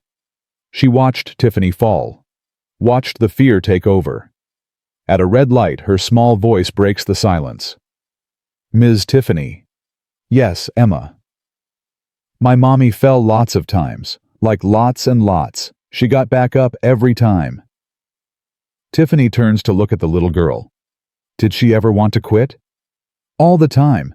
She told me once that quitting sounded really nice, like a vacation. But she said she couldn't quit because I was watching. She said little girls need to see that grown-ups don't give up even when everything is hard. Your mommy sounds very wise. She was. And you're wise too. You just forgot for a minute, but you'll remember. Broken things always remember how to be strong again. They just need band-aids and time. Caleb's hands tighten on the steering wheel. Tiffany blinks back tears. You're right, Tiffany says. I forgot, but I'm remembering now. At home, Vincent helps her inside. Marcus is waiting with updates about the meeting. Board members confirmed. Agenda set. Media interest high. Everyone wants to see what happens when Tiffany Ward emerges from her 5-year isolation. Cancel it, she tells Marcus. His face falls. What? Cancel the meeting. Postpone it. I'm not ready. Tiffany, we can't keep postponing. The board is losing patience. I don't care. I'm not walking in there until I'm ready, and I'm not ready. Marcus looks at Caleb silently pleading for help. Caleb shakes his head. This is Tiffany's decision. Her life, her company, her fear to face or flee. After Marcus leaves, disappointed and worried, Tiffany sits alone in her penthouse, staring at the doll named Hope. The Band-Aid is starting to peel. The pipe cleaner legs are bent from being handled, but it's still standing, still whole, still a reminder. She picks up her phone, calls Caleb. I'm sorry, she says when he answers. For what? For giving up. For letting fear win. You didn't give up. You asked for more time. That's different. Is it? Yeah. Giving up is quitting. Asking for more time is strategy. He pauses. But Tiffany, you need to decide what you're actually afraid of. Because if you're afraid of falling, we can work on that. But if you're afraid of succeeding, that's different. That's harder. Why would I be afraid of succeeding? Because success means change. Means leaving this safe place you've built. Means facing a world that wrote you off. Means proving you were capable all along, which makes the last 5 years feel like waste. His voice softens. Sometimes, staying broken is easier than admitting you could have healed sooner if you'd been willing to try. The words hit like a punch. Because he's right. She's terrified of walking into that boardroom and succeeding. Terrified of what it means. That she wasted 5 years hiding. That she gave up when she could have fought. That she let fear win for so long. I don't want to be afraid anymore, she whispers. Then don't be. Choose courage. Just for one day. Walk into that meeting and show them who you are now, not who you were when you fell. What if I can't? You can. You just have to decide you're worth the risk. She sits with that for a long time after they hang up. Worth the risk. Such a simple concept. Such an impossible feeling after 5 years of believing she was worthless, broken, finished. But Emma thinks she's worth it. Caleb thinks she's worth it. Patricia thinks she's worth it. Maybe it's time she thinks so too. She calls Marcus back at midnight. Uncancel the meeting, she says. Are you sure? No. But I'm doing it anyway. 7 days, same time, same place. Tell them I'll be there. Will you be in the wheelchair? She looks at Hope the doll, at the Band-Aid barely holding on. Tell them I'll walk in. If I fall, I fall, but I'm walking in. Marcus is quiet for a moment. Then, it's good to have you back, Tiffany. I never left. I just forgot how to stand up. Well, you're standing now. Yeah, I am. The next 3 days, Tiffany rests. Her shoulder heals. Her hip stops aching. But the fear doesn't go away. It sits in her chest like a stone, heavy and cold, whispering that she's making a terrible mistake. On the 4th day, she returns to the pool. Patricia is waiting with a knowing smile. Heard you had a rough fall. Worst timing possible. There's no such thing as bad timing in recovery. There's only what happens and how you respond. Patricia gestures to the water. Come on, let's see where you really are. They work for 3 hours. Tiffany pushes harder than she should, fueled by desperation and dwindling time. Her muscles scream, her mind rebels, but her body responds. By the end, she's walking in the shallow end water, supporting most of her weight, but her legs doing real work. You're stronger than you think, Patricia says. Your body knows what to do. Your mind just needs to get out of the way. How do I do that? Stop thinking about the meeting. Stop thinking about falling. Stop thinking about what everyone expects. Patricia hands her a towel. Think about why you started this. What was the first thing you wanted when Caleb showed up? Tiffany thinks back to that night in the restaurant, to the question that changed everything. I wanted to matter again. Do you matter now? I don't know. Maybe. To some people. To Emma, to Caleb, to me. Caleb, to Marcus, to everyone watching you fight back. Patricia sits on the pool edge beside her. You already matter, Tiffany. The meeting doesn't change that. Walking in doesn't make you more valuable. Falling doesn't make you less. You matter because you're here refusing to stay down. That's enough. Tiffany absorbs this, lets it sink deeper than any physical therapy ever could. I spent 5 years believing I was worthless. And now I'm terrified that I'm not. Because if I'm not worthless, then I wasted 5 years for no reason. You didn't waste them. You survived them. There's a difference. Patricia stands, offers her hand. Come on, 3 more days. Let's make them count. Day 5. Caleb brings walking aids to the penthouse.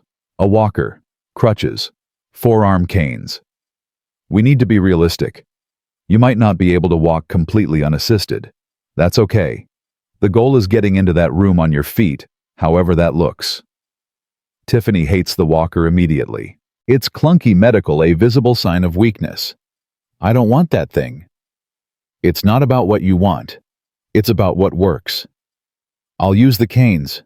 The walker is too much. They practice with forearm canes. They're better, less restrictive, but still hard.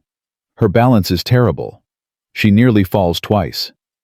Caleb stays close, catching her each time, his steady presence the only thing keeping her from giving up completely. I can't do this in front of the board, she says after the 5th attempt.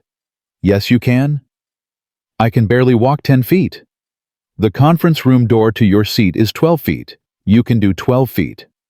And if I can't, then Vincent carries you to the chair and you lead the meeting from there. But we both know you won't let that happen. He adjusts her grip on the canes. Again. From the elevator to the couch. 12 feet. You can do this. She tries again, and again, and again. By the end of the session, she makes it 12 feet 3 times in a row. Her legs shake, her arms ache from gripping the canes, but she does it. See, Caleb says, you're ready. I'm terrified. Good. Fear means you care. Now go rest. Tomorrow we do a full dress rehearsal. Day 6 arrives too fast. Marcus comes to the penthouse with the outfit she'll wear. A power suit she hasn't touched in 5 years. Black, tailored, expensive. When she puts it on, she barely recognizes herself. The woman in the mirror looks like someone who used to run a billion-dollar company. Someone strong, capable, unbroken. You look incredible, Marcus says. I look like I'm playing dress-up. You look like a CEO. She studies her reflection. The suit fits perfectly. The woman wearing it looks nothing like the person who's been hiding in this penthouse for 5 years. I don't know if I can be her again.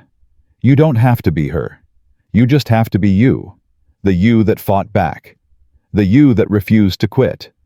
Marcus straightens her collar. That's the person they need to see. Caleb arrives at noon for the dress rehearsal. Emma is with him wearing her best dress, excited to watch. Vincent has cleared the conference room in Tiffany's building.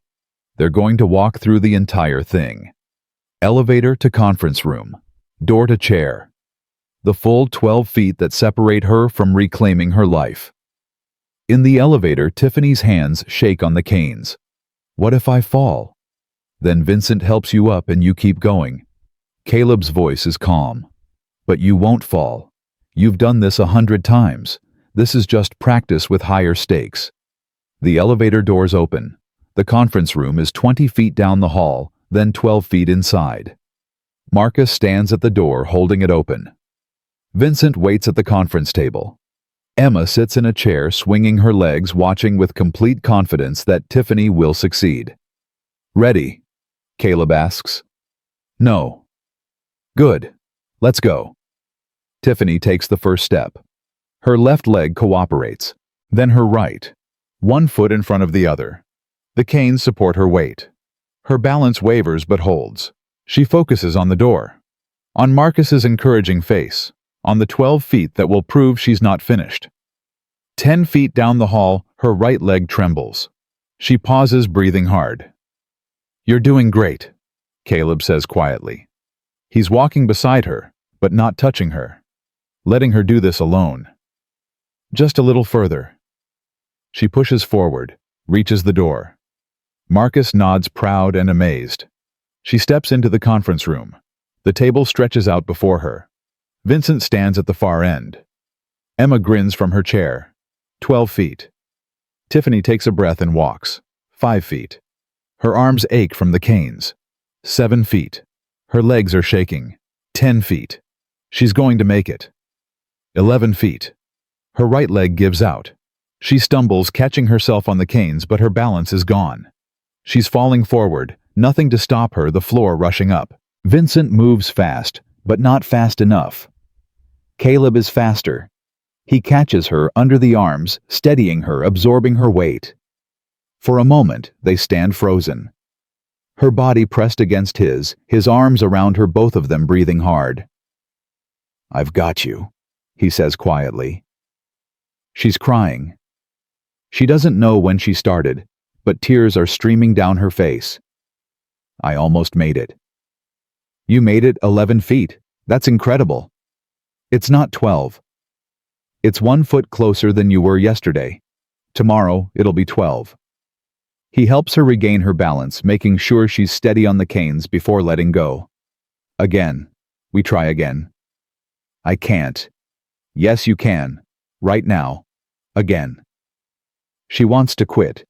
Wants to collapse into the wheelchair Vincent brought. Wants to call Marcus and cancel everything. But Emma is watching. Emma, who believes broken things heal. Emma, who never doubts that trying matters more than succeeding. Okay, Tiffany whispers. Again. She walks back to the door. Resets. Takes a breath. Tries again. This time she makes it 10 feet before stumbling. Caleb catches her again. They reset. She tries a third time. 9 feet. Fourth time. 11 feet. Fifth time. 12 feet.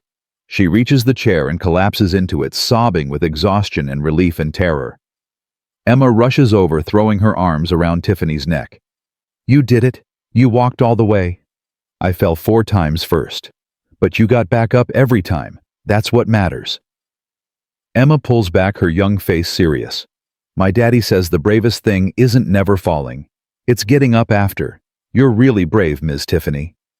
Tiffany pulls Emma close, holding on to this child who sees the world with such clarity. Thank you for believing in me. I always believed in you. You just needed to believe in you too. That night, Tiffany can't sleep. She lies in bed, staring at the ceiling, replaying every fall from the day. Every moment of weakness. Every second of doubt. Tomorrow is the meeting. Tomorrow, she walks into that room and faces the board that wants her gone. Tomorrow, everything changes one way or another. At 2 a.m., she calls Caleb. I'm awake, he answers immediately. How did you know I'd call?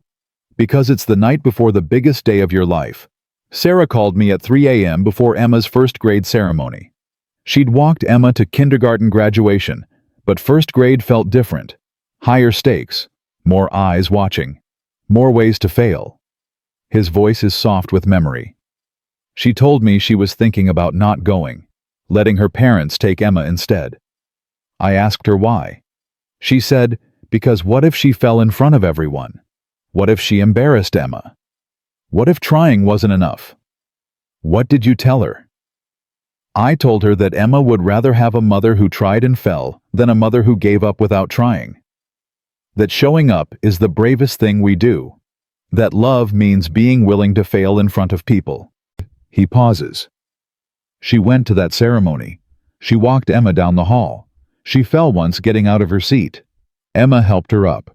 No embarrassment, no shame. Just a little girl helping her mom the way her mom had always helped her. Tiffany's throat tightens. I wish I could have met her. She would have liked you. She had a thing for stubborn people who refuse to quit. I'm not sure I'm refusing to quit. I'm terrified I'm going to walk in there and prove everyone right. That I'm not capable anymore. That 5 years away broke something that can't be fixed. Tiffany, listen to me. Whatever happens tomorrow, you've already won.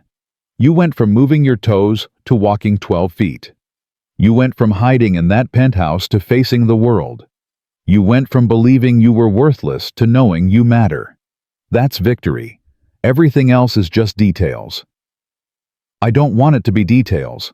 I want to walk in there perfectly. I want to show them I'm not broken. You're not broken. You're healing. There's a difference. And healing isn't perfect. It's messy and hard and full of setbacks. But it's real. It counts. It matters. His voice firms up.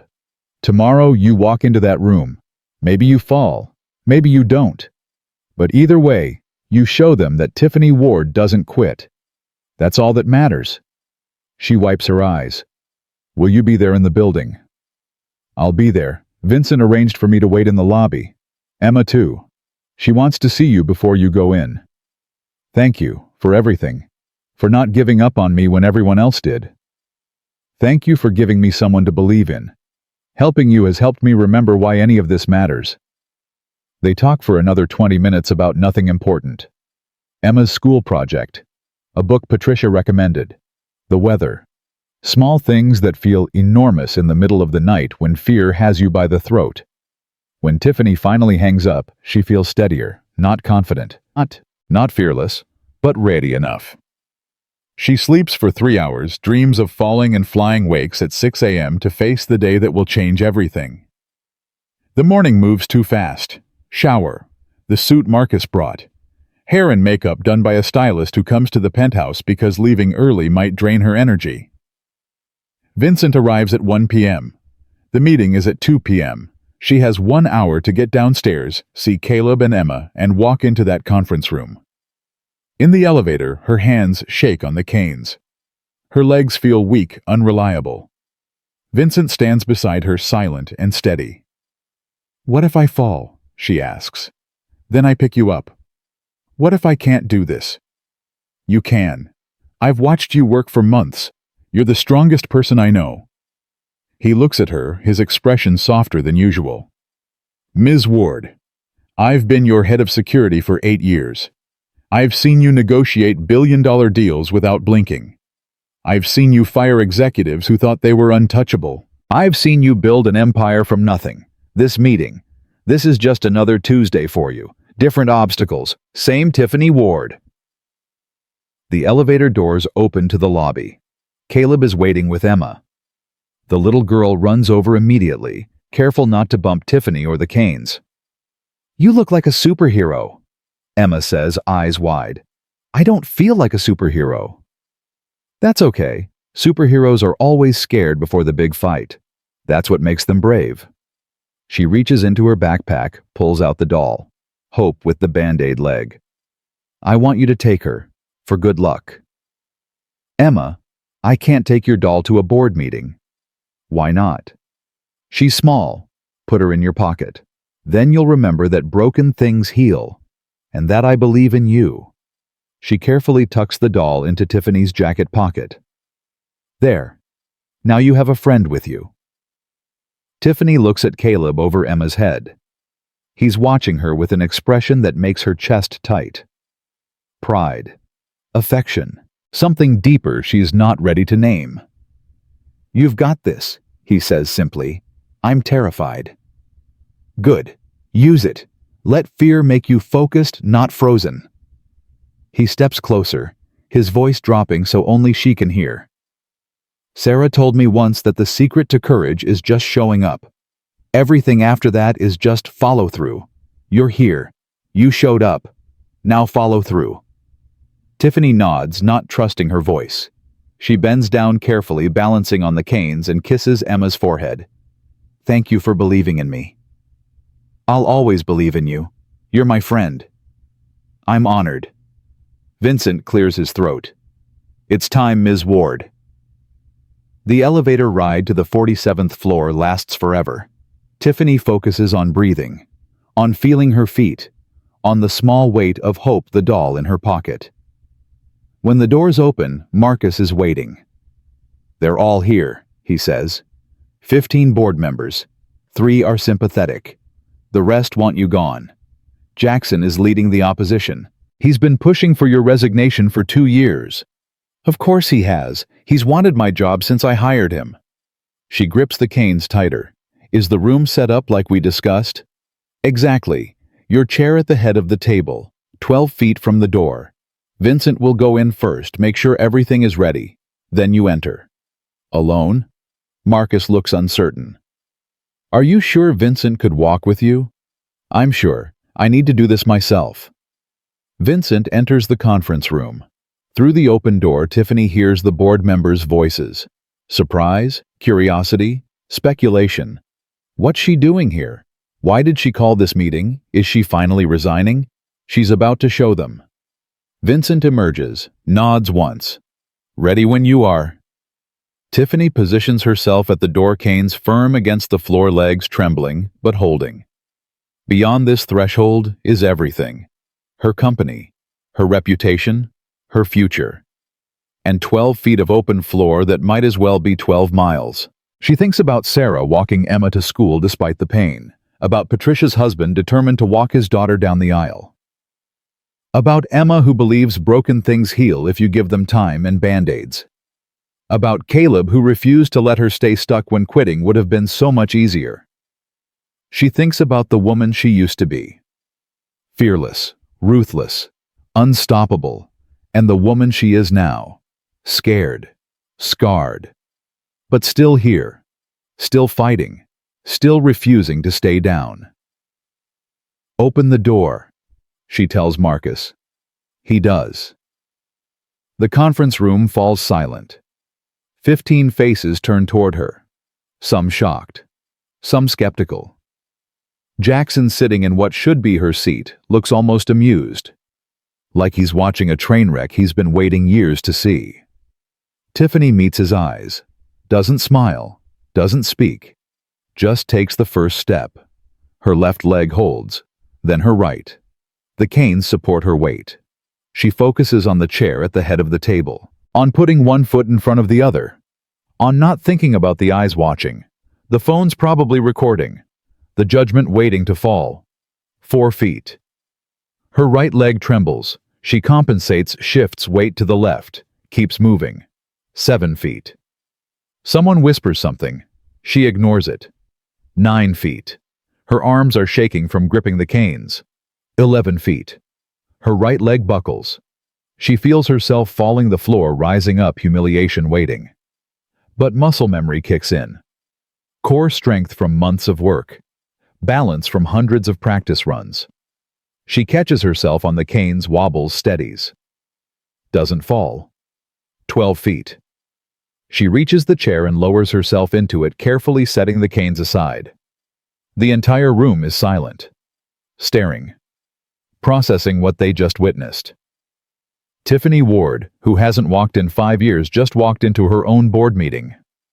She looks at Jackson, still sitting in her seat at the head of the table. You're in my chair. He stands, immediately moving to the side without a word. Tiffany doesn't smile, doesn't acknowledge the small victory. She just looks around the table at the people who've been running her company, making decisions in her absence, probably preparing to vote her out. Thank you for coming, she says, her voice steady despite her racing heart. I know this is unusual. I know you have questions. But before we discuss the future of Ward Enterprises, I want to tell you a story. 5 years ago, I fell from my balcony. You all know this. What you don't know is why. She pauses, letting the silence build. I was standing there looking at the city I'd conquered, and I felt nothing. No joy, no pride, no purpose. I'd built this company from nothing. I'd made billions.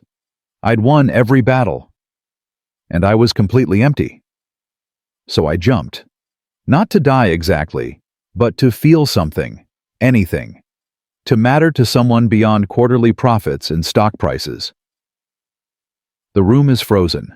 No one moves. No one speaks. I spent 5 years in that wheelchair believing I was finished, believing that falling meant I had to stay down. But 6 months ago, a janitor who works in this building asked me a question that changed everything. He asked if I was trying to die or trying to be seen. And I realized I'd been invisible for years before I fell. Invisible to myself. Invisible to everyone except the numbers on a spreadsheet. She looks at each board member. I'm not here to make excuses for my absence. I'm here to tell you that I'm back. Not the person I was. Someone better. Someone who knows that companies don't exist just to make money. They exist to matter.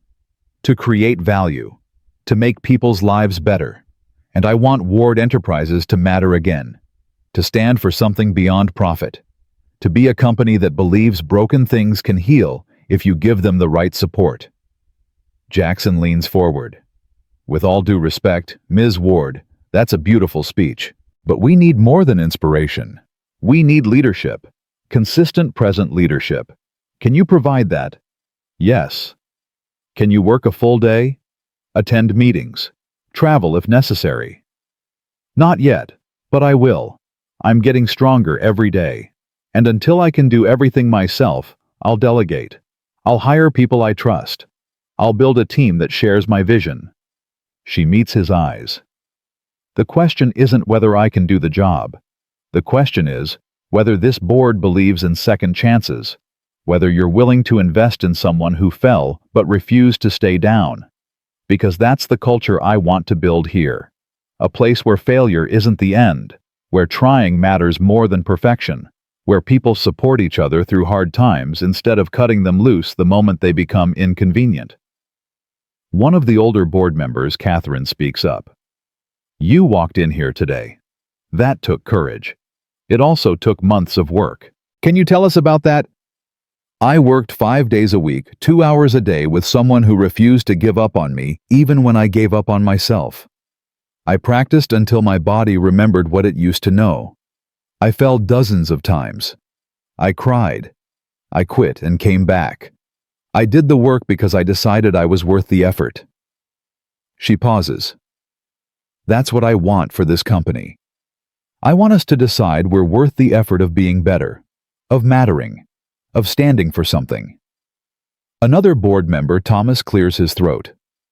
What exactly are you proposing? I'm proposing we create a foundation, Ward Hope Foundation, dedicated to helping people who've experienced trauma rebuild their lives. Job training, physical therapy, mental health support, housing assistance, everything someone needs to stand back up after they've fallen. And I want Ward Enterprises to fund it, not as charity, as investment. Because people who've overcome impossible odds are the most determined, creative, valuable employees you can find. I want to hire them, train them, show them they matter. The room erupts. Arguments, questions, skepticism, support, chaos. Tiffany sits at the head of the table, calm despite the storm she just created. Jackson shakes his head. This is insane. We're a for-profit company, not a charity. We can be both. We can make money and make a difference. The shareholders will never approve this. Then I'll buy them out. I'll go private. I'll do whatever it takes to make this happen. Her voice doesn't rise, but steel enters it. I didn't fight my way back just to return to business as usual. I fought back to prove that falling doesn't mean you're finished. And I'm going to spend the rest of my life making sure other people know that too. Catherine smiles slightly. I'm in. Tell me what you need. 2 other board members nod. Agreement, support, willingness to try. Jackson stands. This is a mistake. You're letting emotion cloud judgment. No, I'm letting humanity guide it. There's a difference. Tiffany looks at him calmly. If you can't support this vision, you're welcome to resign. I'll understand. But I'm done pretending that profit is the only thing that matters. He stares at her for a long moment, then walks out, slamming the door. The remaining board members look at each other, then at Tiffany. She sits there, exhausted, terrified, exhilarated, waiting to see if her gamble paid off. All in favor of exploring Ms. Ward's proposal? Catherine says, "Raise your hand." 12 hands go up. The 3 who were sympathetic, 5 who were neutral, 4 who were opposed but changed their minds. 12 out of 14 remaining board members. Motion carries, Catherine says. Welcome back, Tiffany. Tiffany nods, not trusting her voice. She did it. She walked in. She stood up. She spoke her truth. And people listened. When the meeting ends 30 minutes later, Vincent helps her stand. The walk back to the door is harder than the walk in. Her legs are exhausted. Her arms shake from the canes. But she makes it. All 12 feet plus the 20 feet to the elevator. In the lobby, Caleb and Emma are waiting. Emma sees her first and runs over. "You did it! I knew you would!" Tiffany drops the canes and Vincent catches her as her legs give out completely. She's laughing and crying and shaking all at once. "I did it. I actually did it." Caleb approaches his face, showing everything he doesn't say. Pride, relief, something deeper that makes her heart race. "How do you feel?" Terrified, exhausted, alive. She looks at him through tears. "Thank you for everything, for not letting me quit. You did the work. You gave me a reason to try." Emma tugs on her sleeve. "Can we celebrate? Please, Daddy says we should celebrate when we do brave things." Tiffany laughs. "Yes, let's celebrate." That night, they order pizza in Tiffany's penthouse. Emma draws pictures of the day. Caleb and Tiffany sit on the floor, exhausted and happy, watching her create worlds with crayons. It's simple, ordinary, perfect. "What happens now?" Caleb asks quietly. "Now I build the foundation. Create something that matters. Help other people remember how to stand." "Sounds like a lot of work." "Good. I'm done hiding. Time to live." She looks at him.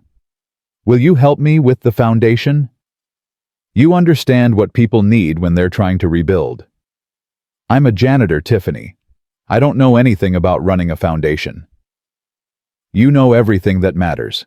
You know how to see people, how to believe in them, how to refuse to let them give up." She touches his hand. "I need that. The foundation needs that." He's quiet for a moment, then nods. "Okay, I'll help." Emma looks up from her drawing.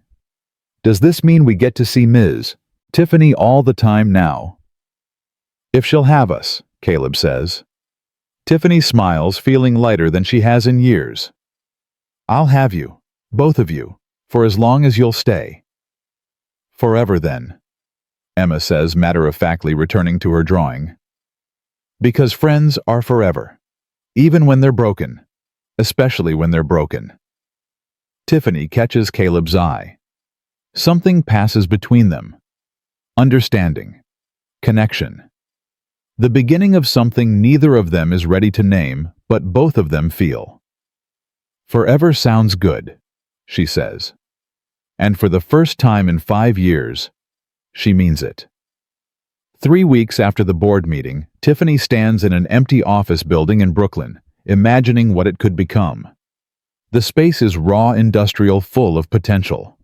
Exposed brick, high ceilings, natural light flooding through massive windows. It's perfect for what she has in mind. "This is it," she tells Marcus, who's taking notes on his tablet. "This is where we build the foundation. It needs extensive renovation, accessibility modifications, medical equipment, therapy spaces." Marcus calculates quickly. "We're looking at 6 months minimum before we can open." Then we start today. Caleb walks through the space, Emma holding his hand, both of them taking in the possibilities. Emma runs to the windows, pressing her face against the glass. Ms. Tiffany, you could put art here, big paintings that people make when they're getting better. That's a beautiful idea, Emma. We'll do exactly that. Caleb stops beside Tiffany, looking around with the careful eye of someone who's spent years maintaining buildings. This place has good bones, strong foundation. Just needs people who care enough to bring it back to life. Sounds familiar, Tiffany says quietly. He meets her eyes, understands what she's really saying. Yeah, it does. The work begins immediately. Contractors, architects, permits. Tiffany throws herself into the project with the same intensity she once brought to business deals. But it's different now. This isn't about profit margins or market share. This is about creating something that saves lives. Something that matters. She works from the penthouse, mostly not ready yet to return to the Ward Enterprises offices full-time. Her legs are stronger every day, but stamina is still an issue. She can walk 50 feet now with the canes, sometimes 70 on good days. It's progress. Real progress. But not enough to navigate a full office building for 8 hours. Caleb comes by 3 times a week ostensibly to discuss foundation plans. But really they both know he's checking on her. Making sure she's not pushing too hard. Making sure she's still eating, sleeping, taking care of herself. The sessions on the yoga mat have evolved into something else. Less therapy, more friendship. More than friendship maybe, though neither of them has said it out loud. One evening, Emma asks the question they've both been avoiding. Daddy, do you like Ms. Tiffany? They're in Tiffany's kitchen, making dinner together. It's become a routine. Caleb cooks, while Tiffany sits at the island chopping vegetables, Emma setting the table. Normal.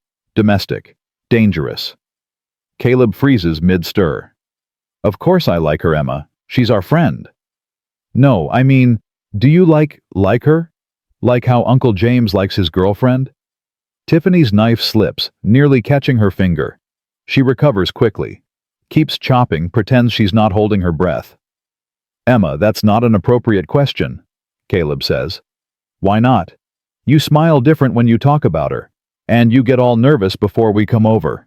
And yesterday you changed your shirt 3 times. I did not change my shirt 3 times. You did. I counted. Tiffany can't help it. She laughs. Caleb's face turns red, which makes her laugh harder. Emma looks pleased with herself, like she's solved a mystery. Sorry, Tiffany says, trying to compose herself. Emma, your dad and I are friends. Good friends. He's helped me more than I can ever repay. But do you like him? The question hangs in the air. Tiffany looks at Caleb, who's studiously focused on the pasta sauce, like it requires his complete attention. His ears are red. His shoulders are tense. He's waiting for her answer, pretending he's not. I think your dad is one of the best people I've ever met, Tiffany says carefully. He's kind and patient and sees people for who they really are, not who they pretend to be. Anyone would be lucky to have him in their life. That's not what I asked. Emma, Caleb warns. What I'm just asking, you said honesty is important. Honesty is important, so is appropriate timing. When's a good time to ask if you like someone? After they're already gone. The question hits hard. Emma doesn't mean it to, but it does. Caleb's face goes still. Tiffany sees the flash of pain, the memory of Sarah, the reminder that waiting too long means missing your chance. You're right, Caleb says quietly. Honesty matters. Timing matters too. But sometimes, you have to be brave, even when the timing is scary. He turns off the stove, faces Emma fully. Yes, I like Tiffany. More than friends like each other. But it's complicated, Em. She's still healing. I'm still figuring out how to be me without your mom. And jumping into something when we're both still broken might not be fair to either of us. Emma considers this seriously. But you told Ms. Tiffany that broken things can heal, that they just need time and help and people who believe in them. She looks between them. Maybe you're both broken, and maybe you can help each other heal. That's what friends do, right? They help each other. Tiffany's throat tightens. This 7-year-old with her clear-eyed wisdom and her refusal to complicate simple truths. Your daughter is very smart. Too smart sometimes, Caleb mutters, but there's affection in it. I think what Emma is saying, Tiffany continues looking at Caleb directly now, is that maybe being broken doesn't mean we can't care about each other. Maybe it means we understand each other better, because we know what it costs to keep trying. Caleb holds her gaze. And what are you saying? I'm saying I like you too, more than friends. And it terrifies me because I'm still figuring out how to walk across a room without falling. I'm still learning how to be a person again, instead of a problem to solve. And the idea of adding feelings to all of that feels overwhelming. She pauses, choosing her words carefully. But Emma's right. You make me smile different. I think about you when you're not here. I look forward to Monday and Wednesday and Friday, not because of the therapy, but because of you. And maybe that's complicated and messy and terrible timing, but it's true. The kitchen goes silent. Emma looks thrilled, like she's watching her favorite movie reach the good part. Caleb just stares at Tiffany, processing, feeling, deciding. I don't want to hurt you, he finally says. I don't want to hurt you either. I don't know if I'm ready for this. I'm definitely not ready, but maybe that's okay. Maybe we don't have to be ready. Maybe we just have to be honest. Emma claps her hands. So, you're going to be boyfriend and girlfriend. Emma, both adults say simultaneously. What you just said, you like each other. Caleb runs a hand through his hair, overwhelmed. It's not that simple, kiddo. Why not? Because grown-up feelings are complicated. Because your mom hasn't been gone that long. Because Tiffany is technically my employer now. Because there are 1,000 reasons why this could go wrong. But there's one reason it could go right, Emma says. You care about each other. Mommy used to say that's the only reason that matters. Caleb's eyes shine with unshed tears. She did say that, didn't she? All the time. She said love was scary, but being alone was scarier. She said you should always pick brave over safe. Emma walks over, hugs her father's waist. I think Mommy would want you to pick brave. Tiffany watches this moment between father and daughter, feeling like an intruder in something sacred. I should give you two some privacy. No, Caleb says quickly. Stay, please. He takes a breath, looks at Emma, then at Tiffany. Okay, let's try this. Not dating, not officially, just being honest, spending time together, seeing what happens without putting pressure on it. Can we do that? I think so, Tiffany says. And if it gets weird or complicated or too much, we talk about it. Honest communication, no hiding. Agreed. Emma grins. Can I be the flower girl at your wedding? Emma. I'm just planning ahead. They eat dinner with a new awareness humming between them. Everything is the same, but different. The way Caleb's hand brushes Tiffany's when he passes her the bread. The way she catches him watching her when he thinks she's not looking. The way Emma beams at both of them like she's accomplished something monumental. After dinner, while Emma draws at the table, Caleb and Tiffany stand at the window overlooking the city. Close, but not touching. Testing this new space between them. Are we crazy? Tiffany asks. Probably. I don't know how to do this, any of this. I haven't dated anyone in 6 years, and even then I was terrible at it. I haven't dated anyone since Sarah. I don't even remember how to flirt. You're doing fine. He looks at her surprised. I am. The shirt changing. The nervous energy. The way you look at me when you think I don't notice. She smiles. It's sweet. I like it. His face reddens again. I'm not good at hiding things. Good. I've spent 5 years hiding. I don't want to hide anymore. She turns to face him fully. I like you, Caleb Miller. I like that you see me as a person, not a project. I like that you believe in me even when I don't believe in myself. I like that you brought your daughter into my life because you knew I needed to remember what innocence looks like. I like that you're real and honest and not afraid to call me on my bullshit. I like you too, he says quietly. I like that you're stubborn and fierce and refuse to quit even when quitting would be easier. I like that you're kind to Emma, that you listen to her like her thoughts matter. I like that you're building something that will help people not because it makes you look good, but because you know what it feels like to need help and have no one offer it. He hesitates. And I like that when I'm with you, I don't feel guilty for being happy. For the first time since Sarah died, I feel like maybe it's okay to want something for myself. Tiffany reaches out, takes his hand. His fingers are rough, calloused from years of manual labor. Strong. Real. It's okay to be happy, Caleb. Sarah would want that. I'm sure of it. How can you be sure you never met her? Because she loved you enough to make you promise to keep living. That's not the kind of love that wants you to stay sad forever. That's the kind that wants you to find joy again, even if it's with someone else. He squeezes her hand, his grip tight with emotion. This is scary. Terrifying. But maybe worth it. Maybe. They stand like that, hands linked, looking out at the city, two broken people deciding that maybe broken doesn't mean finished. Maybe it just means there's room for new things to grow. The foundation takes shape quickly. Tiffany pours money and energy into it, determined to open by spring.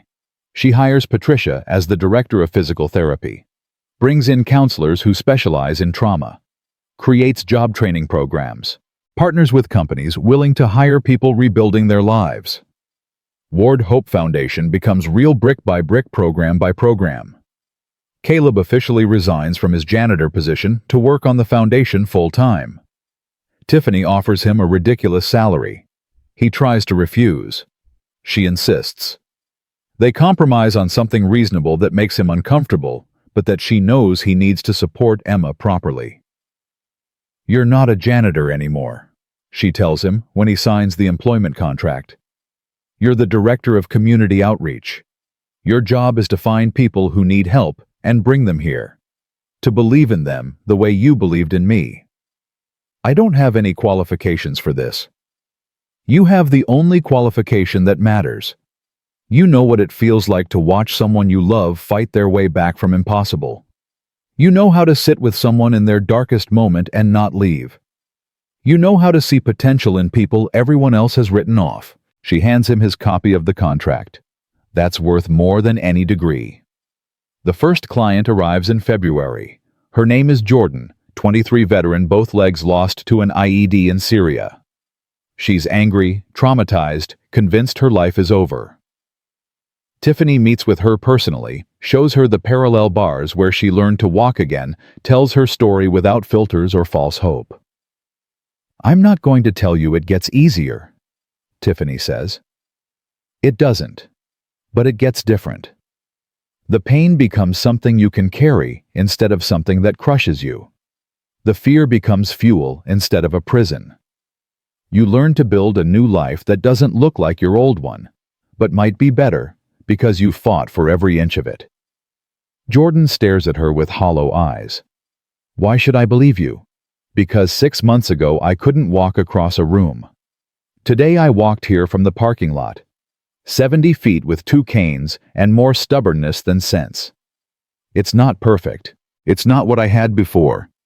But it's mine. I earned it. And if I can do it, you can too. I don't want to. I know. I didn't want to either. But someone refused to let me quit. So now I'm refusing to let you quit. You're stuck with me. Tiffany offers her hand. Welcome to Ward Hope Foundation. Let's figure out what your life looks like now. Jordan doesn't take her hand. Not that day. But she comes back the next day. And the day after that. Slowly, grudgingly, she starts trying, starts believing, starts healing. By March, the foundation has 12 clients, veterans, accident survivors, People with chronic illnesses who'd been told to accept their limitations. Each one arrives broken, hopeless, ready to give up. Each one leaves different. Not fixed, not perfect, but fighting. Emma volunteers at the foundation after school. She draws with the clients, tells them stories, shares Hope the doll when someone needs extra encouragement. The clients love her. This fearless child who believes broken things heal because she watched her mother do it. Who sees past wheelchairs and prosthetics and scars to the people underneath. One afternoon, Jordan asks Emma, "How do you stay so happy when you know sad things happen?" Emma thinks about this seriously. "My mommy died. That's really sad. But she taught me that being sad doesn't mean you stop being happy. It just means you're both at the same time. Like how you can be scared and brave together, or hurt and healing together. You don't have to pick just one thing to be." Jordan wipes her eyes. "Your mom sounds smart." She was, and Ms. Tiffany is smart too, and my daddy. I'm surrounded by smart people who teach me stuff. She hands Jordan a crayon. "Want to draw with me?" Drawing helps when feelings are too big for words. They draw together, veteran and child, both understanding loss in their own ways, both choosing to create something beautiful despite it. Watching them, Tiffany feels something shift in her chest. This is what she was meant to do, not build empires or accumulate wealth. But this. Creating spaces where broken people remember they're still whole. Where healing happens not despite the pain, but through it. Caleb finds her standing in the doorway watching Emma and Jordan. He moves beside her close enough that their shoulders touch. It's become natural now, this casual contact. The way he takes her hand when she's tired. The way she leans into him when standing gets hard. The way they've learned to support each other without words. "You did this," he says quietly. "You created something that matters. We did this. I had the money and the building. You had the heart and the vision. Sarah would love this place. I wish I could have known her." You do know her. She's in everything Emma says. Every piece of wisdom that kid drops. That's all Sarah. His voice roughens. And she's in this too. In what you're building. Sarah believed people were worth saving even when they didn't believe it themselves. That's what you're doing here. Saving people by refusing to let them stay lost. Tiffany leans her head against his shoulder, a gesture that still feels new and vulnerable, but right. "I'm glad you're here." "Me too. I mean it. I couldn't do this without you." "Yes, you could. But I'm glad you don't have to." They stand like that, watching Emma teach Jordan how to draw butterflies. Both of them understanding that healing isn't linear or perfect or easy. But it's possible, and sometimes possible is enough. In April, the foundation hosts its first fundraiser. A gala at a hotel ballroom, donors and press, and people curious about Tiffany Ward's return to public life. She's terrified. The thought of walking in front of hundreds of people, of potentially falling, of being judged and photographed and turned into a spectacle, makes her want to cancel everything. "You don't have to do this," Caleb tells her the night before. They're in her penthouse going over her speech, Emma asleep on the couch. "We can do the fundraiser without you there. Marcus can handle it." "No, I need to be there. These people are coming because of me. Because they want to see if the rumors are true. If I really can walk. If I'm really back." She looks at the speech in her hands, words she's rewritten a dozen times. "I need to show them I'm not afraid anymore." "Are you afraid?" "Completely terrified." "Good. Use it." He takes her hand, the gesture automatic now. "Remember what I told you before the board meeting. Fear makes you focused. Let it sharpen you, not stop you. What if I fall? Then I'll help you up. So will Emma. So will Patricia and Jordan and every person in that room who knows what it costs to keep trying." He squeezes her hand. "You're not alone anymore, Tiffany. You have people. An army of people who believe in you. Let us carry you when your legs can't. The night of the gala arrives too fast. Tiffany wears a dress Marcus picked out elegant and sophisticated, with hidden modifications for her canes. Her hair is styled. Her makeup is perfect. She looks like the woman she used to be, polished and powerful and unbreakable. But inside, she's shaking. Caleb wears a suit Emma helped him pick out. He looks uncomfortable in it, tugging at his collar, but handsome. Really handsome. Tiffany's breath catches when she sees him. This man who entered her life as a janitor and became something she can't live without. "You look beautiful," he says when she emerges from her bedroom. "You look pretty good yourself." "Emma said this tie makes me look like a spy." Emma's not wrong. They ride to the hotel in silence, hands linked, both nervous for different reasons. Emma sits between them, chattering about the dress Tiffany bought her, about how she's going to tell everyone about Hope the doll, about how she can't wait to see Ms. Tiffany's speech. At the hotel, the press is waiting. Cameras flash. Questions fly. Tiffany grips her canes, takes a breath, and walks into the building.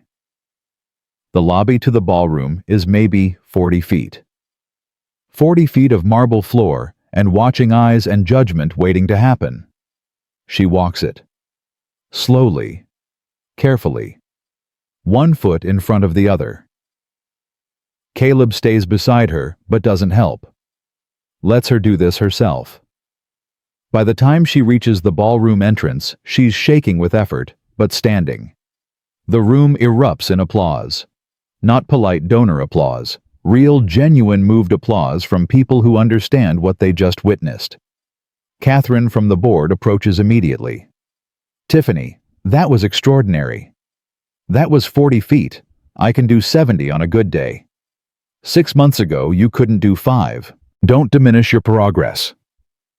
Catherine smiles warmly. "I'm proud of you. Your father would be proud of you." The mention of her father, dead 15 years, hits unexpectedly hard. He'd probably say I'm wasting money on emotional nonsense. Maybe, but he'd be wrong.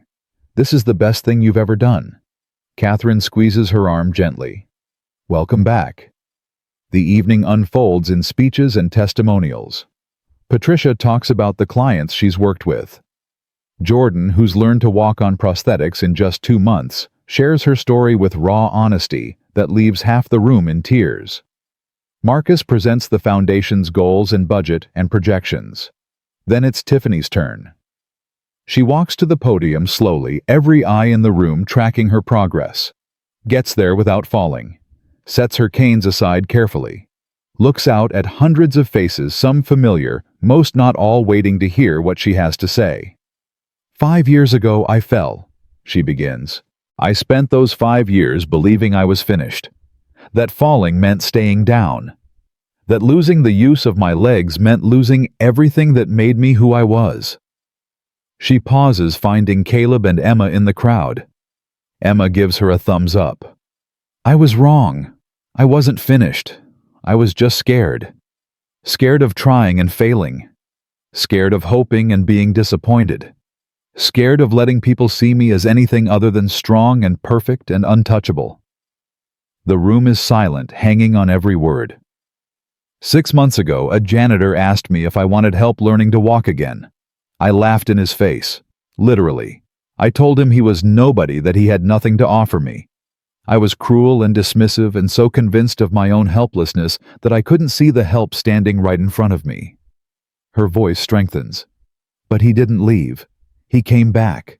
He refused to let me stay broken, not because he pitied me, but because he'd watched someone he loved fight back from impossible, and he knew what it looked like when someone forgot they had the power to try. She finds Caleb again. He's watching her with an expression that makes her heart race. Pride and love, and something deeper she's still learning to accept. That man is here tonight. Caleb Miller, Director of Community Outreach for Ward Hope Foundation. He's not a doctor. He doesn't have fancy degrees. He's just someone who refused to give up on me when giving up would have been so much easier. She lets that sit. And that's what this foundation is. A place where people refuse to give up on you. Where falling doesn't mean you stay down. Where broken isn't the end of your story, just a chapter you have to survive to get to the better parts. The applause starts small, then builds. Tiffany waits for it to quiet. I'm not going to tell you I'm healed. I'm not. I still use canes. I still fall sometimes. I still have days where I want to quit. But I'm trying. Every day I'm trying. And I'm building a place where other people can try too. Where veterans who lost limbs can learn to walk again. Where accident survivors can rebuild their lives. Where anyone who's been told they're finished can prove everyone wrong. Her voice drops intimate. Because no one is finished until they decide they are. And I've decided I'm not finished. I'm just getting started. The room erupts. Standing ovation. 200 people on their feet applauding not just her words but her presence. Her refusal to stay down. Her insistence on mattering. Tiffany stands there holding the podium, letting the applause wash over her, feeling more alive than she has in 5 years. When the evening ends, donors have pledged $2 million. The foundation is funded for at least 3 years. People approach Tiffany all night sharing their own stories of recovery of people they loved, who needed this kind of help, of times they felt finished and found a way forward. By midnight, she's exhausted.